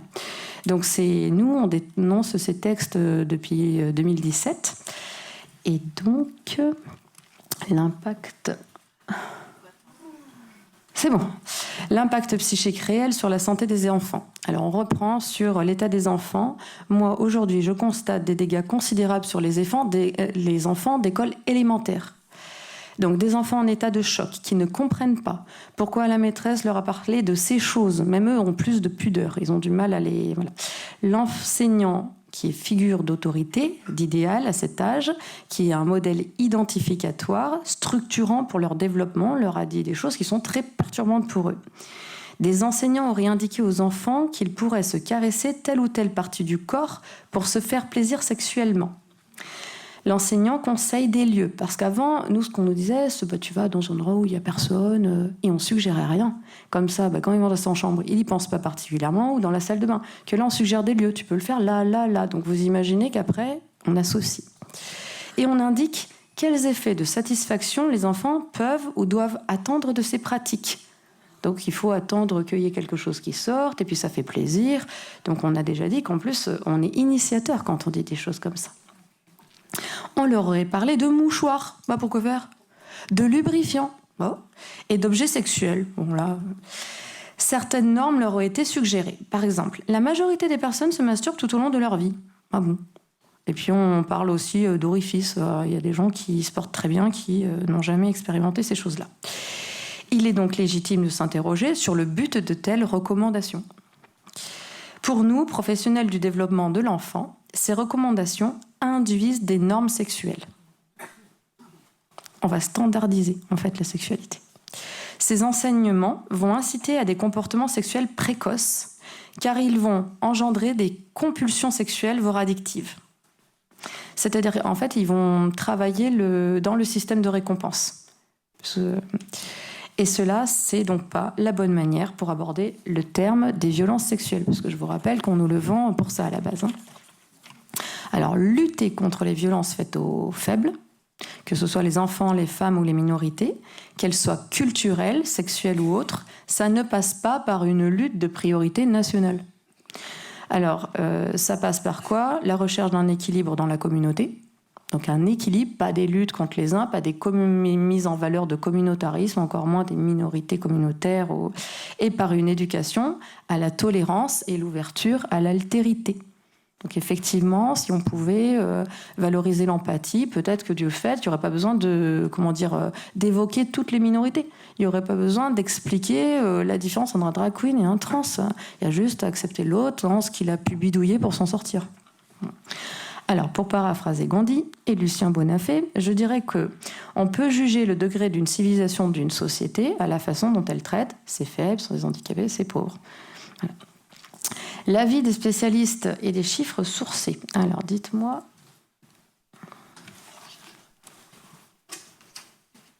Voilà. Depuis mars 2020, les enfants ont subi un tas de contraintes sanitaires. Depuis la rentrée 2020, les professeurs de la santé et de l'enfance que nous sommes sont unanimes. Ces mesures ont été très néfastes pour le développement psycho-affectif des enfants. Nous leur avons enseigné des nouveaux gestes, dits barrières, des distances à respecter, l'interdit d'accéder aux jeux de leurs cours de récréation. Il y a des cours de récréation où il y a du rubalisme pour séparer la cour de récréation ou autour du toboggan. C'est-à-dire le rubalisme, c'est le truc des scènes de crime. À certains lieux, etc. Leurs habitudes ont donc été changées, parfois stoppées. Je pense par exemple à leur sport. Ils n'ont plus pu faire certaines activités sportives. Ils ont pu observer les parents, se masquer, s'isoler, ne plus s'embrasser. Et ils ont été témoins de rues vides, de parents qui travaillaient à la maison. Enfin bon, vous avez tous des exemples en tête. En tant que psychologue, je peux vous affirmer que pour des enfants, 2 ans de contraintes, c'est beaucoup. C'est par exemple pour un enfant de 6 ans, c'est 1/3 de sa vie. Même les 7-11 ans, qui sont plus calmes d'habitude du fait de la période de latence, donc c'est-à-dire une entrée dans la période où on commence à plus s'occuper de son corps, on a découvert ses oreilles, son nez et même son zizi. Même eux, ils ont été impactés. Alors normalement, c'est le moment où ils investissent les enseignements, où ils peuvent se détourner, puisqu'ils sont un peu plus construits. Les études de la Société française de pédiatrie certifient que les enfants ne sont pas outillés pour faire face aux mesures qui leur étaient imposées. En conclusion, cela signifie que cette période aura un impact néfaste important sur les futures générations d'adultes. Donc il va falloir qu'on travaille pour récupérer tout ça. Alors les symptômes. Ça va vous intéresser, mais on va aussi passer vite, sinon ça va replomber. Les enfants que je reçois aujourd'hui, donc en cabinet libéral, ils présentent des troubles du sommeil, des maux de ventre, donc ça veut dire qu'ils somatisent, on en reparlera. Ils ont parfois repris leur doudou et ils se sont remis à jouer à des jeux enfantins. Alors en fait, ça c'est tout naturel, c'est pour se rassurer, ils reviennent à un retour antérieur vécu comme sécurisant, à un stade inférieur de leur développement. Comme nous, quand on est stressé, par exemple, je ne sais pas, face à nos impôts, on va commencer à se mettre à faire le ménage, etc., à faire quelque chose qui est un peu plus facile, même si on sait très bien où sont les papiers, mais comme ça va nous demander à se préparer, on va se mettre à régresser. Donc vous imaginez qu'eux, avec tout ce qu'on leur demande, ils sont mis à régresser un petit peu. Donc peut-être des fois de retour à la couche, voilà. Ils présentent de nettes régressions dans l'apprentissage scolaire, des déconnexions. Alors ça, vous allez en voir même chez les adultes. Vous voyez des regards parallèles, vous voyez qu'ils se mettent dans leur bulle, on va dire. Des fuites de la réalité avec refuge dans l'imaginaire et des replis sur eux. Les adolescents, c'est une autre clinique, mais ça va vous intéresser pour vous dire, voilà, si on continue, c'est de toute façon ce que vont présenter les enfants. Les adolescents présentent des troubles anxieux, des troubles du sommeil, des perturbations de l'appétit, des compulsions, des addictions, puisqu'on revient à un stade antérieur qui est rassurant. Le plus souvent, ils sont apathiques, c'est pas nouveau pour des adolescents, mais là c'est un peu différent.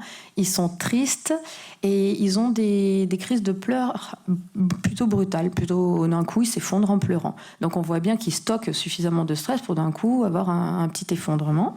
Ils évoquent leur envie de mourir, leur impuissance, même à se projeter dans la vie, ça on comprend. Et certains n'ont d'ailleurs même plus envie d'en parler, de se projeter dans la vie, avant de dire alors qu'est-ce que tu veux faire plus tard. Voilà.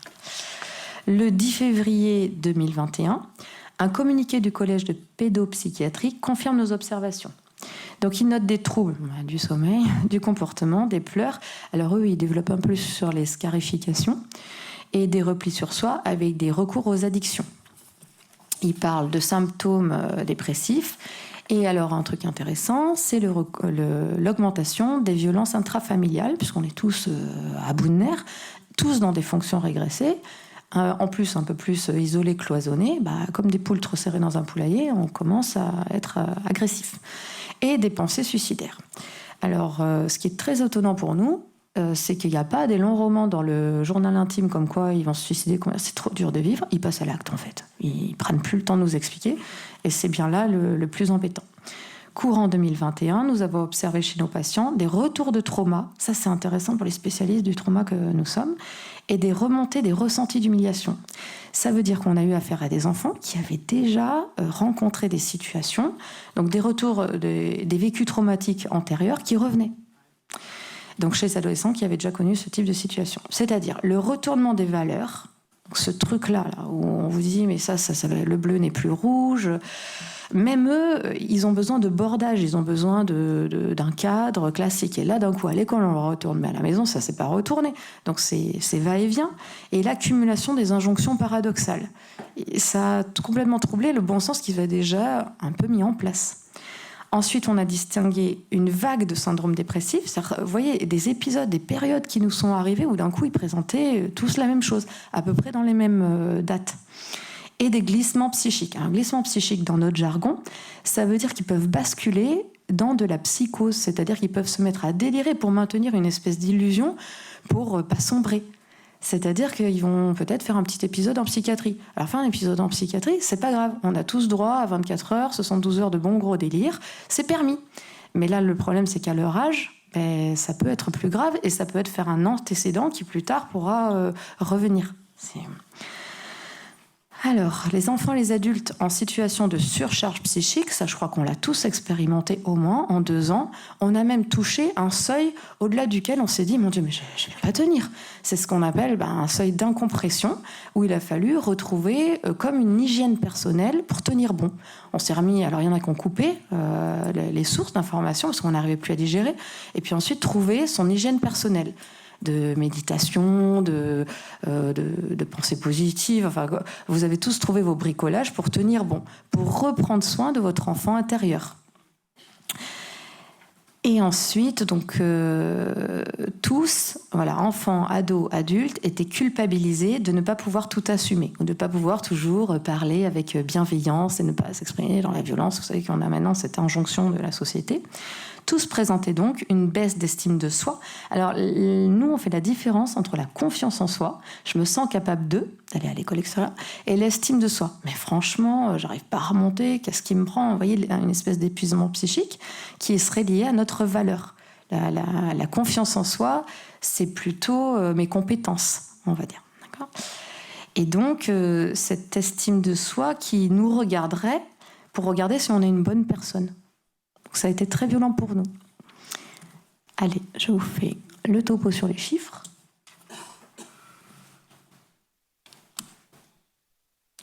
Suspense.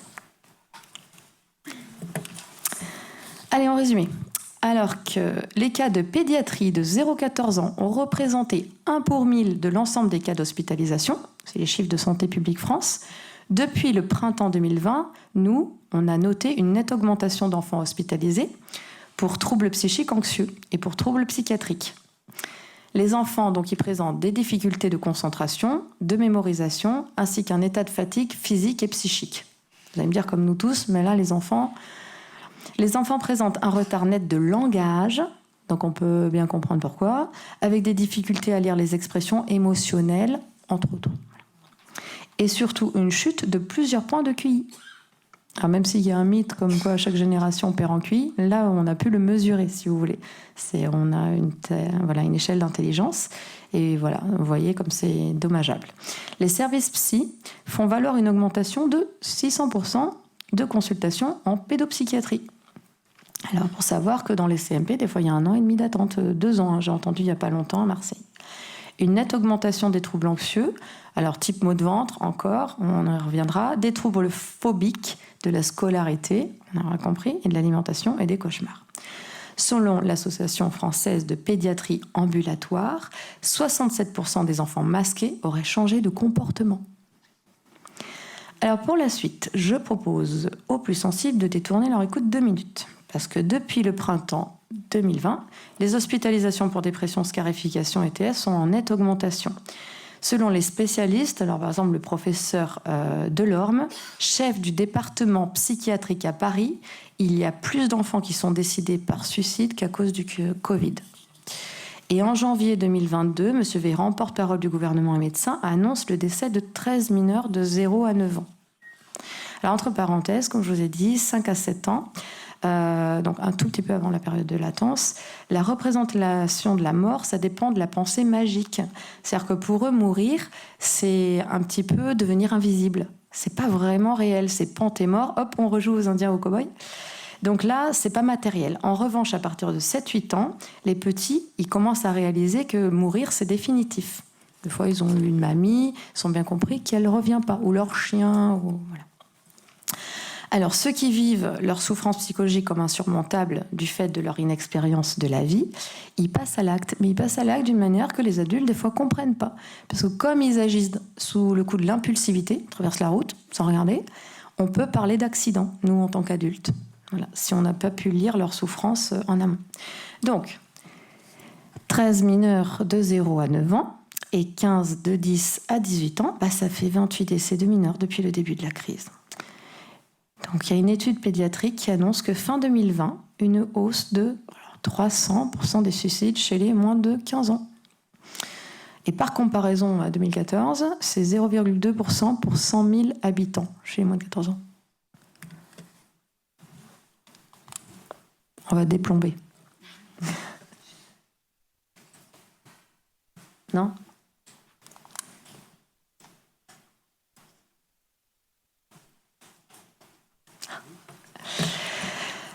Alors, comment ces enfants vont grandir ?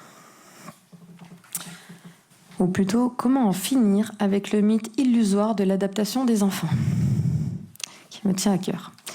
Certains adultes s'accrochent au mythe selon lequel un enfant qui ne se plaint pas, il s'est adapté, sous-entendant qu'il a réussi à ne pas souffrir. C'est un raisonnement qui est déculpabilisant, mais c'est une illusion. Ces enfants, ils aiment suffisamment les adultes pour ne pas les déranger. Donc, comme je l'expliquais dès 2020 chez François, les enfants, ils ne s'adaptent pas à tout. Ils supportent les mesures imposées par une régression adaptative. Donc, ils apprennent à faire taire leurs propres besoins pour répondre parfaitement aux attentes de leur environnement. Les adultes, ils n'avaient pas le temps. Alors, eux, ils ont fait du mieux pour eux. En l'occurrence ici, les adultes, ils semblaient tous débordés. Et de plus, l'enfant, il a du mal à identifier et à formuler ce qui est douloureux pour lui. Les émotions, c'est pas encore clair. Il a les 5 de base, mais ces émotions un peu complexes ou nuancées, c'est pas évident pour lui de dire « je commence à en avoir marre » ou « j'ai pas compris » ou « je me sens bizarre ». C'est pas si évident. Donc les enfants se taisent parce qu'ils ne trouvent pas les mots. Alors, les adultes, ils s'en étonnent peu. D'ailleurs, ils me les amènent en consultation. Je sais pas ce qu'il a. Non, mais il fait des crises. C'est vraiment, ils sont sincères, hein. Et ils pensent que les enfants, ils ont supporté tout ou qu'ils ont oublié. Alors pourquoi ? Les enfants ne se plaignent pas, mais parce que les adultes ne sont pas disposés à les entendre. Parce que la société, de toute façon, ne les considère pas suffisamment pour exprimer même leurs propres ressentis. En plus, il y en a qui les déforment. Et en fait, ils ne parlent pas, mais donc ils se résignent. Donc ils apprennent à faire taire leurs symptômes en faisant appel à des processus adaptatifs, un peu comme n'importe quel mammifère en fait. Alors, et si ces adaptations ont des seuils en termes d'intensité et de fréquence, on a bien vu, nous, avec notre seuil d'incompression, non, là, je peux plus. Cette adaptation, si elle est forcée, elle aura un prix à court, moyen ou long terme. Donc cette adaptation, elle peut être forcée en nombre de coups, de fréquences, et elle peut être forcée par le temps, c'est-à-dire en combien j'ai pris de coups dans le nombre de temps, et combien j'ai pris de coups en intensité. Il faut quand même un peu le temps de s'en remettre. Alors, si cette adaptation est forcée, elle aura un prix à court, moyen, long terme. Il s'agit parfois de décennies pour se remettre d'un abus. Bon, nous on est psychologues, donc on sait qu'il y a des personnes qui viennent sur des dizaines et des dizaines d'années nous voir. Donc en se reposant sur leur prétendue capacité d'adaptation et de résilience, on hypothèque nos enfants. Il ne faut pas confondre la très grande capacité d'adaptation et la plasticité des enfants. Donc, il ne faut pas confondre avec le bien-être et la résilience. Bon, petit aparté, résilience, c'est après 6 ans, on est d'accord. Hein. Si vous êtes abusé avant 6 ans, il n'y a pas de résilience. Hein. Si vous avez déconstruit, vous avez un risque de psychose. Voilà. Donc, le silence peut cacher une souffrance comme la culpabilité. Chaque entrave au développement de l'enfant sera un coût, on l'a dit tout à l'heure, en termes de retard, de secteur délaissé, ça va être le secteur affectif ou la curiosité, ou de poids émotionnel. C'est-à-dire, des fois, ils vont même retourner des anciens traumas contre eux, la culpabilité de l'agresseur. Voilà. Donc, les limites de l'adaptation des enfants. Plus qu'ils ne se plaignent pas, aidez-moi, c'est passé. Dirige la commande vers David. Ah bah c'est cool, ouais, maintenant que je sais où c'est. Comment savoir si on ne leur en demande pas trop ? Donc, faut savoir que les enfants, comme ils sont des êtres émotionnels, ils captent notre état émotionnel. Donc, pour tenir, les enfants ont dû se sacrifier. Ils ont dû supporter des angoisses contre-productives qui ont affecté leur concentration, leur mémoire. Et à notre contact, ils se sont imprégnés silencieusement de l'énergie de nos discussions et de notre monde émotionnel. Même si on a essayé d'être étanche, on a parlé sur le pas de la porte, la maîtresse. Mon enfant m'a rapporté que voilà, les éducateurs du centre aéré, voilà. Pour être clair, ces enfants auront grandi dans un monde régressé. Mais comme le poisson ne voit pas l'eau, eux, ils sauront pas qu'en fait, ils vivent dans un monde régressé. Donc, ils se seront habitués, ils ne seront plus conscients parce qu'ils auront connu que cet état des choses. Alors, comment savoir si les ressources émotionnelles de cette génération ne sont pas hypothéquées ? Puisque ceux qui ont connu le monde d'avant, finiront par ne plus rapporter ce qu'on leur a dit ni se plaindre, puisque ce sera devenu normal. Ils seront désensibilisés et coupés de leur bon sens. Quand il veut, vous me dites. Hein. Donc, ils vont intégrer et appliquer ce qu'on leur a inculqué. Pourquoi ils vont pratiquer ? C'est parce qu'on les a sollicités pour cela. Donc, ils vont appliquer, parce qu'en fait, ils auront été transgressés. Donc, on a par exemple des patientes de 8 ans qui nous disent qu'elles recherchent activement des vidéos qui les ont un peu chauffées entre les jambes parce que ça a activé le circuit de récompense. Donc ensuite, il va, si vous voulez, co-créer une société qui va mal, parce que chacun, 1 + 1, ils vont finir par... il n'y en aura plus un pour arrêter l'autre, si vous voulez. C'est pour cela que nous rappelons qu'il ne peut pas y avoir d'éducation à la sexualité. Donc nous, on met des guillemets d'éducation à la sexualité, avant la puberté. Alors, qu'il peut y avoir, par exemple, de la prévention, mais pas d'éducation sexuelle. Et d'ailleurs, aucune éducation sexuelle ne doit être autorisée par les autorités parentales, parce que ça va fermer des portes essentielles comme la pudeur, la rationalité et l'empathie. Donc toujours pas ? Alors, comment protéger nos enfants ? Bon, on va refaire des enveloppes contenantes. On parlait du Moipo avec Régis, non ? Alors, les enfants... Ouais, merci. Je suis à la 11e. Les enfants vont pouvoir nous parler. Je vous le donne, le PowerPoint. Hein. Les enfants se découvriront dans des lieux sécurs. Ils vont oser poser leurs questions, donc, par exemple chez le psy, parce qu'ils savent que c'est censé pas sortir de la consulte. Et que donc nous, pour les faire tenir, on a essayé de soigner avec de l'amour. La clinique un peu poétique, une clinique de mots, revenir au sens des mots, et du coup de toutes les nuances de pensée. Autant il y a 2 mots, autant quand on trouve le bon, ça éclaire, ça solidifie, ça sécurise quelque chose.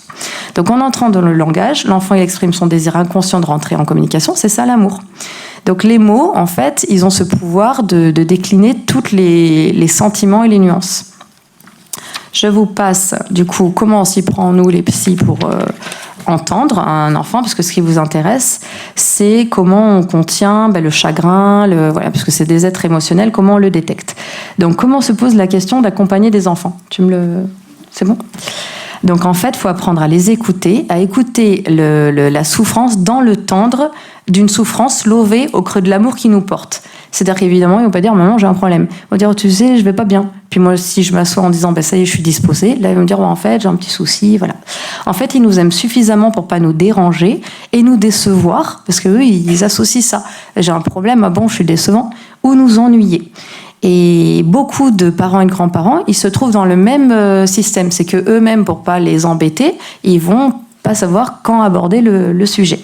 Donc les enfants ne sont pas écoutés parce que déjà les parents ne savent pas faire ou que eux aussi ont des angoisses à gérer. Donc rencontrer un enfant, c'est prendre le risque de réaliser soi-même qu'on se sent vulnérable. Bon, c'est pareil dans les couples, hein. Mais voilà, pour les enfants, on se dit et s'il avait pas supporté nos 2 ans, et puis nous, on sent le nôtre qui appelle à l'aide aussi, notre enfant intérieur qui appelle à l'aide. Alors, voilà, je vous ai mis une citation d'Anne Dufourmontel. La question de l'amour, c'est celle de l'hospitalité inconditionnelle. Donc, quand on se place là, de toute façon, mon chéri, je t'aime, là, on va pouvoir les aider à parler. Donc, chaque enfant a droit à l'amour du fait que c'est l'attachement maternel, donc c'est l'hospitalité inconditionnelle, je viens de vous le dire. Donc, on va passer vite. On peut peut-être passer à la suivante. Comment on va pouvoir retrouver nos capacités à filtrer le nombre de stimuli et leur intensité. Donc, je vous ai dit le nombre, l'intensité dans le nombre de temps. Et comment trouver des narrations qui préservent leur monde et maintenir un environnement propice à un développement psycho-affectif de qualité. Donc par des contes vraiment adaptés, des petites histoires qui leur paraissent être un peu loin, qui va permettre d'enclencher des processus d'assertivité, c'est-à-dire on en parle sans avoir l'air trop d'en parler, mais c'est surtout que ça va élaborer leur boîte à outils. Vous savez, c'est quand l'histoire de la maman de Bambi, quoi. Faut pas dire la maman de Bambi, elle est pas morte. En fait, si, elle est morte. C'est important, parce que comme ça, moi qui n'ai jamais vécu la mort, si déjà j'imagine comme ça doit être terrible, eh ben, je vais pouvoir avoir un pré-pensé, quelque chose où il y aurait déjà des creux, des empreintes pour pouvoir poser la prochaine des morts que je vais rencontrer. Donc je parle de les tenir informés de l'évolution de la réalité extérieure. Vous savez, ce moment, on a dû leur expliquer qu'on allait se masquer maintenant quand on allait sortir. Moi, ça m'a brisé le cœur. Je leur ai dit, ma maman, elle doit... Et puis il a fallu lui dire tout ce qu'on n'avait pas caché, mais on avait essayé d'arrondir jusque-là. Donc le fameux principe de réalité, parce que si vous lui mentez, eh ben, ça va le bousiller, il n'aura plus confiance en vous. Et tout en conservant intacte leur capacité de développement, c'est-à-dire sans les effracter trop vite. Alors, je vous ai mis une citation de Simone de Beauvoir. L'amour est nécessaire à l'affirmation de la vie. Ce discours vrai, empreint de réalité, du coup, ça va les guider. Parce qu'au moins, c'est un peu comme l'histoire du Père Noël. Il n'y a pas d'histoire de mensonge, ça n'existe pas. C'est une légende. C'est une légende. Donc, quand il va réaliser, eh ben, en fait, c'était une légende, c'est tout. Comme les fées, ou, vous voyez, comme ça fait une empreinte dans laquelle il va pouvoir être en sécurité. Les enfants éveillés à leur intériorité seront appréciés les discours confusionnants des autres qui vont vous dire oh, je suis un homme, je suis une femme, je sais pas quoi là, comme des vérités subjectives, émotionnellement puissantes pour celui qui les énonce. Bah disons, pour lui, ça a l'air d'être vrai. Donc en conclusion, je dirais qu'aujourd'hui plus qu'hier, mon travail de psychologue auprès des enfants, c'est de travailler leur capacité à accepter l'autre, on l'a vu, l'empathie, et à affirmer leur contenant psychique tout en les confortant dans leur propre capacité de discernement. Quand même, ils sont capables de discriminer une petite maison d'une grande maison, un homme d'une femme, à peu près, il y a des critères. Voilà. Et donc, tout acte de vérité, c'est sous-entendu par une énergie d'amour. Et ça, ils le comprennent, ils le téléchargent, on va dire. Par la capacité d'entrer dans le langage tout en s'aimant soi, c'est-à-dire en consolidant sa sécurité intérieure. Si vous voulez changer de slide, relancer la créativité des adultes quant à la fabrique de solutions de protection. Ça vous intéresse, hein ? Allez, on finit par des notes finales un peu plus revigorantes. Comment on peut réagir face à nos enfants ? On le maintient dans son intégrité psychique, on le croit. Donc le fameux principe de réalité, il n'est pas seul face à ses questions, à ce qui lui fait souci, à ce qui l'angoisse. C'est déjà, je suis là, je t'écoute. Numéro 2, rester à l'écoute. C'est-à-dire, quand on va sentir l'angoisse monter à l'intérieur de lui, on ne bouge pas les trous. On lui dit, bah oui, bon, ça va. On dit, oui, je reste sensible. Et donc on le rassure, je suis là, je peux tout comprendre, je peux tout entendre en tout cas. Recueillir les questions chargées d'anxiété, répondre à son besoin de se rassurer. En vrai, comme tous les humains, dans un premier temps, quand ils vous parlent, ils veulent vérifier la sécurité. Je vous écoute, mais c'est pareil, vos femmes. Et ensuite, je suis prêt à te comprendre, donc rester à l'écoute, et ensuite recueillir. C'est rassure-toi, rien ne va s'écrouler si tu prononces ton problème. Ensuite, nommer correctement. On essaye de reformuler. On banalise pas la souffrance. Ah, ça va, moi aussi, puis à ton âge, avec tout ce qu'on te paye, tu pourrais quand même, je sais pas. Pas de mauvaise réflexion. Ah, mais parce que c'était ça ton problème. Voilà, pas de regard accusateur. Qu'est-ce que tu vas me dire? Et pas de discours culpabilisant. On conserve une posture parentale, une autorité bienveillante. On énonce des repères structurants. Bah ouais, peut-être que ton éducateur aurait dû te raconter ça, moi je sais pas. Et face aux discours paradoxaux, on les aide à différencier les règles de protection des règles de domination. On a vu tout à l'heure un exemple. Apprendre les enfants à discriminer ces règles. Il doit être autorisé à remettre en question les règles de domination. Le tais-toi quand les grands parlent. Non, à la limite, non, s'il te plaît, attends qu'on ait fini de parler. Mais c'est pas tais-toi, priorité à droite, ça se passe pas comme ça. Et mais il doit cependant respecter des contraintes, vous voyez, le cadre, les règles de protection et de transmission. Brosse-toi les dents avant de dormir. Écoute-moi d'abord. Moi, je t'ai écouté, tu m'écoutes. Okay. Le former à discriminer une règle de domination déguisée en règle de protection. T'es puni parce que tu portes mal ton masque et que ça peut tuer des adultes. Ah bon? Encore. L'éduquer à discerner une injonction maltraitante déguisée. Quand quelqu'un parle à sa place, par exemple. Mais non, toi, t'aimes pas ça, t'aimes pas les maths, t'aimes pas ce copain. Je te dis ça, c'est pour ton bien. Donc tout à l'heure, on avait vu, c'était Karine, je crois, qui parlait d'Olanier, et les apprendre à discerner ce décalage de perception. Et on revient bien au corps, et tu vois, il y a un petit décalage, tu te sens un petit peu mal à l'aise. C'est ce que nous disent les enfants quand on les écoute. Je me suis sentie confus. Slide suivant, on a bientôt fini. Comment répondre aux troubles de son enfant? Bon, J'essaye. Tranquille. D'abord, dédommager ses enfants en aménageant des espaces de compensation, comme on a fait pour nous. Là, je vais respirer. Là, avant de voir la fin de cette vidéo, je vais prendre une pause. Là, voilà. Il faut vraiment qu'on se retrouve à l'intérieur parce que ça nous a un petit peu décalé. Sinon, on s'auto-lance des fléchettes de toxicité. Il va falloir qu'on décontamine après. Donc, des espaces de compensation psychique, par exemple des jeux, des méditations, des exercices de ressenti émotionnel. Et là, t'en es où? Tu ressens quoi? En plus, il y a plein de bouquins maintenant qui sont sortis sur les émotions, mais des émotions un peu plus fines. Vous voyez, un peu déçu, dégoûté, pas juste colère, joie. Vous voyez, la Gaston Lalicorne, il commence à s'améliorer. Des exercices de gestion des émotions et de respiration pleine conscience. En plus, ils sont super bons élèves. Ils aiment bien faire ces visualiser, et puis en plus, ils les garderont pour toute leur vie. Diminuer leur stress en se reconnectant à leur corps par la respiration, ou même leur faire sentir un objet. Vous vous rappelez que si on les fait régresser dans un stade antérieur, ça leur fait du bien, ça sécurise à quelque chose, ça leur fait leur seuil d'incompression, comme pour nous. Ou quelque chose qui les rassure. N'importe quoi. Oser des jeux de contagion par le rire, parce que ça libère le diaphragme et le cœur. Mais c'est n'importe quoi ce qu'il t'a raconté l'autre. T'en as pensé quoi? Et en fait, voilà, même si après on décortiquera et on leur expliquera. Mais dans un premier temps, on a le droit de rire quand même, ça va, c'est énorme. Encourager la lecture et la création de poésie. On revient toujours aux mots. Pour reconnaître les émotions complexes et libérer le mental. Complexe, ça c'est compliqué. Oui, c'est compliqué. Non, c'est complexe, j'ai le temps de t'écouter. Vous voyez, comme vos femmes, elles sont pas compliquées, elles sont complexes. Cela leur permettrait d'avoir ponctuellement accès à un état de sérénité, de sécurité intérieure, et de se reconnecter à leurs possibilités de création. Encore, de mots, de nouvelles émotions, de jeux. Alors j'insiste sur les exercices de souffle et de création, parce que ce sont les clés de l'expression qui libèrent tout le psychisme et les apprentissages. Et éventuellement, rencontrer un spécialiste s'il continue d'aller mal. Slide suivant, comment accompagner son enfant face à ce monde? Amandine, il faut conclure. Allez, donc on lui donne une boîte à penser, une boîte à outils. Donner des réponses optimistes sur le fonctionnement du monde, si, vous allez en trouver. Voilà, tu sais, les pays se sont alliés pour faire la guerre, on explique d'où ça vient.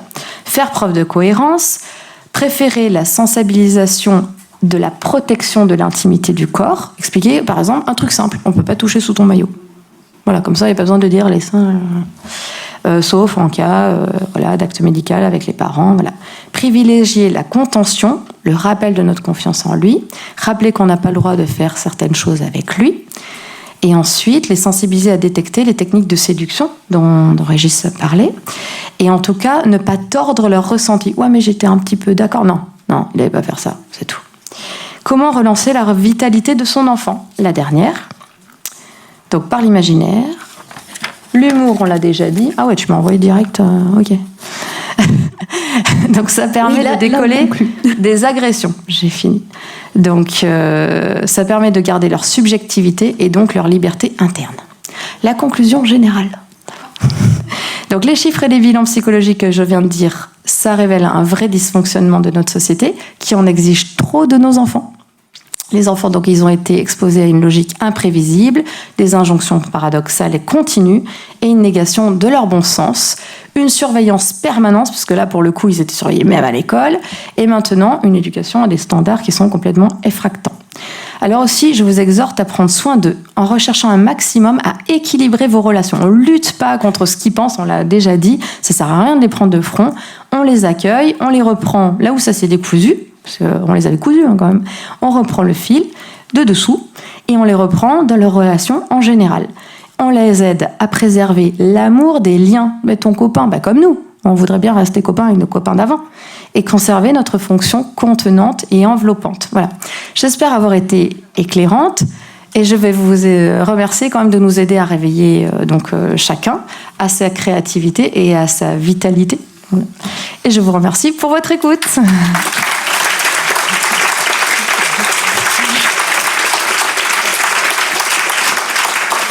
Alors un grand merci Amandine, un grand merci à tous parce que voilà, on vous demande de tenir quand même pour terminer cette matinée qui a largement débordé. Je vais de suite ouvrir les questions à la salle, questions, remarques, pour Régis, n'importe lequel des intervenants. Je vais passer le micro tout de suite. Tu veux venir avec moi, Régis? Comme ça, si jamais il faut répondre. Si vous pouvez passer le micro, merci. Oui, bonjour. Donc, je m'appelle Yvonne, je suis enseignante en CE1. Et ma question, c'est pour Amandine. J'aimerais avoir accès aux vidéos sur les ateliers qu'on a eu en classe avec les enfants qui cherchent le regard de la maîtresse quand ils sont perdus, parce que j'aimerais bien pouvoir le diffuser, moi, à d'autres enseignants. Alors, nous, en tout cas moi, mais je crois que mes collègues, on est plutôt de la politique de résumer. Moi, comme je viens de l'expliquer, ces vidéos-là, elles envoient des fléchettes. Alors moi, je peux te les retrouver. D'ailleurs, c'est à la suite de mon courrier, j'en ai mis une ou deux. Et puis, je me suis rendu compte que les gens se gargarisaient de ces choses-là. Et donc, ça les faisait, au lieu de se cibler, solutions, etc., se remettaient. Et c'était, tu vois, ces trucs de télé-réalité, quoi. Il y en a une, elle fait encore mieux, puis l'autre en fait mieux. Et ça amène ensuite le phénomène de la bouquémisarisation. L'infirmière du, je sais pas combien, la psychologue du temps. Et c'est justement pas celui-là qu'il faut attaquer. C'est-à-dire que nous, on le fait, on va dire, pour notre culture générale, de savoir que des choses comme ça se passent, qu'il n'y a plus l'infirmière, que par exemple, le drag queen, il rentre déguisé. C'est-à-dire qu'on peut très bien venir en tant qu'homme et dire que samedi soir, moi, vraiment, je suis tellement mal dans cette société que je me déguise en femme et regardez comme je suis belle le samedi. Déjà, la maîtresse est là, elle pourrait lui montrer des reportages sur les drag queens, il n'y a pas besoin qu'il rentre. Déjà, il faut revenir à l'étymologie d'école, c'est scolé, lieu clos, dans lequel on pourrait prendre de la distance. Donc là, c'est carrément mais un contresens, si vous voulez. Donc voilà, je te les envoie, je vous les envoie, il n'y a pas de problème. Mais attention à la dose déjà, et attention de ne pas le donner à ceux qui vont se gargariser, nous compris. On ralentit pour voir l'accident. Donc on va regarder, mais attention au dépôt psychique et au fait que ça va activer notre circuit de récompense. Donc plus on en regarde, plus on va en voir une autre mieux. Donc plutôt, après, il faut compenser par quelque chose d'un peu plus qui nous sort qui nous décolle un petit peu de tout ça. Tu veux ajouter quelque chose ? En fait, je pense que Amandine aussi insiste sur la transmission du trauma malgré nous. C'est-à-dire que aussi, de voir un certain nombre de vidéos, alors évidemment, on se les tous infligés avec ces textes, mais ils nous ont traumatisés. Enfin, je veux dire, c'est clair qu'on a quand même quelques outils pour essayer de passer outre, mais c'est pas évident. Karine va peut-être m'assurer. Les drag queens, c'est aussi dans un contexte particulier et culturel, mais à ce moment-là, c'est ce que dit Amandine. aux Antilles, les drag queens dans le carnaval, c'est tout à fait habituel, c'est culturel, et ça a en même temps le sens de l'humour, et personne se demande ce qu'ils font dans leur intimité à la maison. Ça fait partie du jeu du carnaval, et donc c'est dans un contexte très particulier. Mais les drag queens dans l'école, ça paraît complètement incongru, quoi. Autre question, intervention là-bas. J'arrive avec le micro.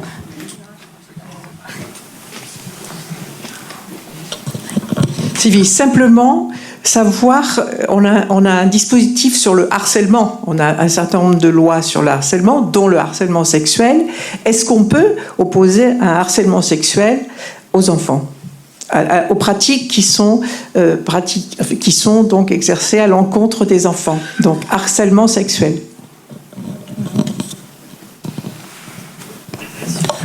En attendant, je vais vous donner juste un point de détail très important. Le fait, mais je reprends ce que dit plus concrètement ce qu'a dit Amandine, le fait qu'un enfant qui est en pleine souffrance psychique, à un moment puisse sortir de cette souffrance psychique pour jouer avec son copain, etc. C'est ce qu'on vous montre souvent dans les reportages de guerre. On vous dit, oh les enfants, ils continuent à jouer au football, etc. C'est tout à fait, ça ne veut pas dire qu'ils ne sont pas en souffrance psychique. Hein. Chez l'enfant, c'est tout à fait classique, habituel, que par moment, c'est de l'automédication, on dirait en fait, qu'ils se font, soit dans une situation de jeu où ils s'extraient de la situation stressante. Mais ça ne veut pas dire qu'ils ne sont pas en train de souffrir. Excuse-moi. Les abusés, même les... Je vais répondre à la dame d'abord. Oui, je pense qu'on peut concevoir ça au niveau juridique. Par du harcèlement sexuel, mais il n'y a pas que ça. On peut se retrouver en situation de corruption de mineurs. On peut aussi se trouver face à une infraction d'atteinte à la moralité d'un mineur. Il s'agit du fait par toute personne soit de fabriquer, de transporter, de diffuser par quelque moyen que ce soit, et quel qu'en soit le support, un message à caractère pornographique lorsque celui-ci est susceptible d'être vu ou perçu par un mineur. Pour répondre à la dame qui parlait d'enseignants qui sortent de la salle de classe pendant qu'un intervenant parle de sexualité aux enfants, vous avez quand même l'infraction délaissement de mineur, qui est celui qui expose délibérément quelqu'un à un danger en l'abandonnant dans des conditions dangereuses pour lui et notamment pour sa vie, sa santé et sa sécurité.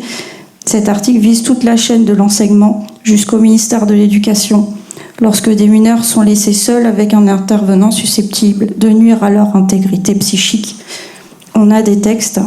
Vous avez sinon plus simplement, mais c'est plus, ce sont des contraventions d'outrage sexuel.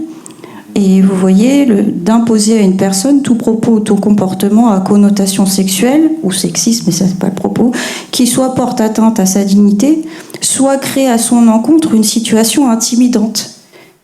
Et on l'a entendu, les enfants se bouchent les oreilles, sont horrifiés par ce que disent les adultes. Donc on est dans ces situations, contravention, diffusion de messages contraires à la défense, c'est dans le domaine public, mais vous voyez, c'est pas ce qui manque non plus en matière pénale pour venir poursuivre.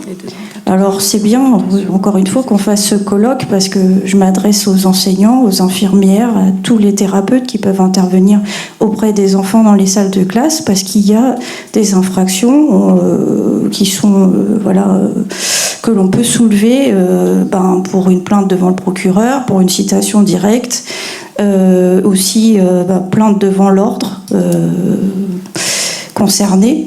Donc il faut vraiment qu'on soit vigilant, parce que la situation, on vous force à faire quelque chose dans un régime totalitaire, charte de Biderman et tout ça, qui n'est pas conforme à la loi. Et les enfants sont protégés dans la loi française. Donc voilà, c'était ce que je voulais dire. Agir en amont, c'est s'informer ensemble pour savoir ce qui ne se fait et ce qui ne se fait pas. Ce sont les adultes qui doivent être éduqués et laisser tranquilles les enfants. Voilà. Alors, compte tenu de l'heure, une dernière question. Après, vraiment un grand merci d'avoir patienté jusque-là. Il y a quand même des intervenants cet après-midi, donc il va falloir... Je vous laisse la parole pour la dernière question et après on fait la pause repas. Alors, à l'école ou au centre de loisirs, peu importe, on est face aussi à des nouvelles l'histoire des transgenres, tout ça. Et ma fille me pose la question, mais dis donc maman, elle a 6 ans, elle avait 6 ans. Les garçons, on lui a fait comprendre qu'est-ce que c'est un garçon et une fille. Et elle avait dit, mais maman, finalement, est-ce que les garçons peuvent il y a un camarade de classe qui a mis du vernis et que donc forcément notre façon de lui expliquer les choses n'est pas du tout conforme à ce que l'éducation nationale commence. Et puis on a des animateurs qui sont, on va dire, à jour tout ce qui est LGBT, donc ils vont contredire tout ce on dit. Et là, ça devient compliqué. On ne sait pas où est notre place et qu'est-ce qu'on doit dire à nos enfants sans qu'on soit, nous, mis en échec. On peut lui dire que c'est confusionnant, que par rapport à la culture que vous lui aviez transmise, on comprend qu'il soit perturbé. Comme ça, il continue bien à aller à l'école en se rappelant que c'était pas ce qu'il avait appris jusqu'à hier et que là, il y a des choses bizarres. Ceci dit, c'est pas le vernis qui fait le drag queen. Mon petit, des fois, il prend des vernis parce qu'il a une grande sœur, ou il a pu jouer avec des Barbies parce qu'il en avait plus que d'autres à disposition. Pour autant, je pense pas que demain, il ait un souci avec sa sexualité. On peut aussi relativiser. Tous les enfants se déguisent et tous les enfants peuvent se mettre du vernis, que ça soit dans un sens et dans l'autre. Ils se déguisent, voilà. Et que c'est un jeu. Et que ce qu'il faut dire à l'enfant, c'est que le petit garçon, son copain soit déguisé d'une certaine manière, le vernis. Ouais. Alors, il va falloir qu'on interrompe. C'est bien, mais c'est pas à prendre au pied de la lettre et toujours, quoi. Voilà, c'est des enfants. Merci. Voilà. Alors, merci à vous.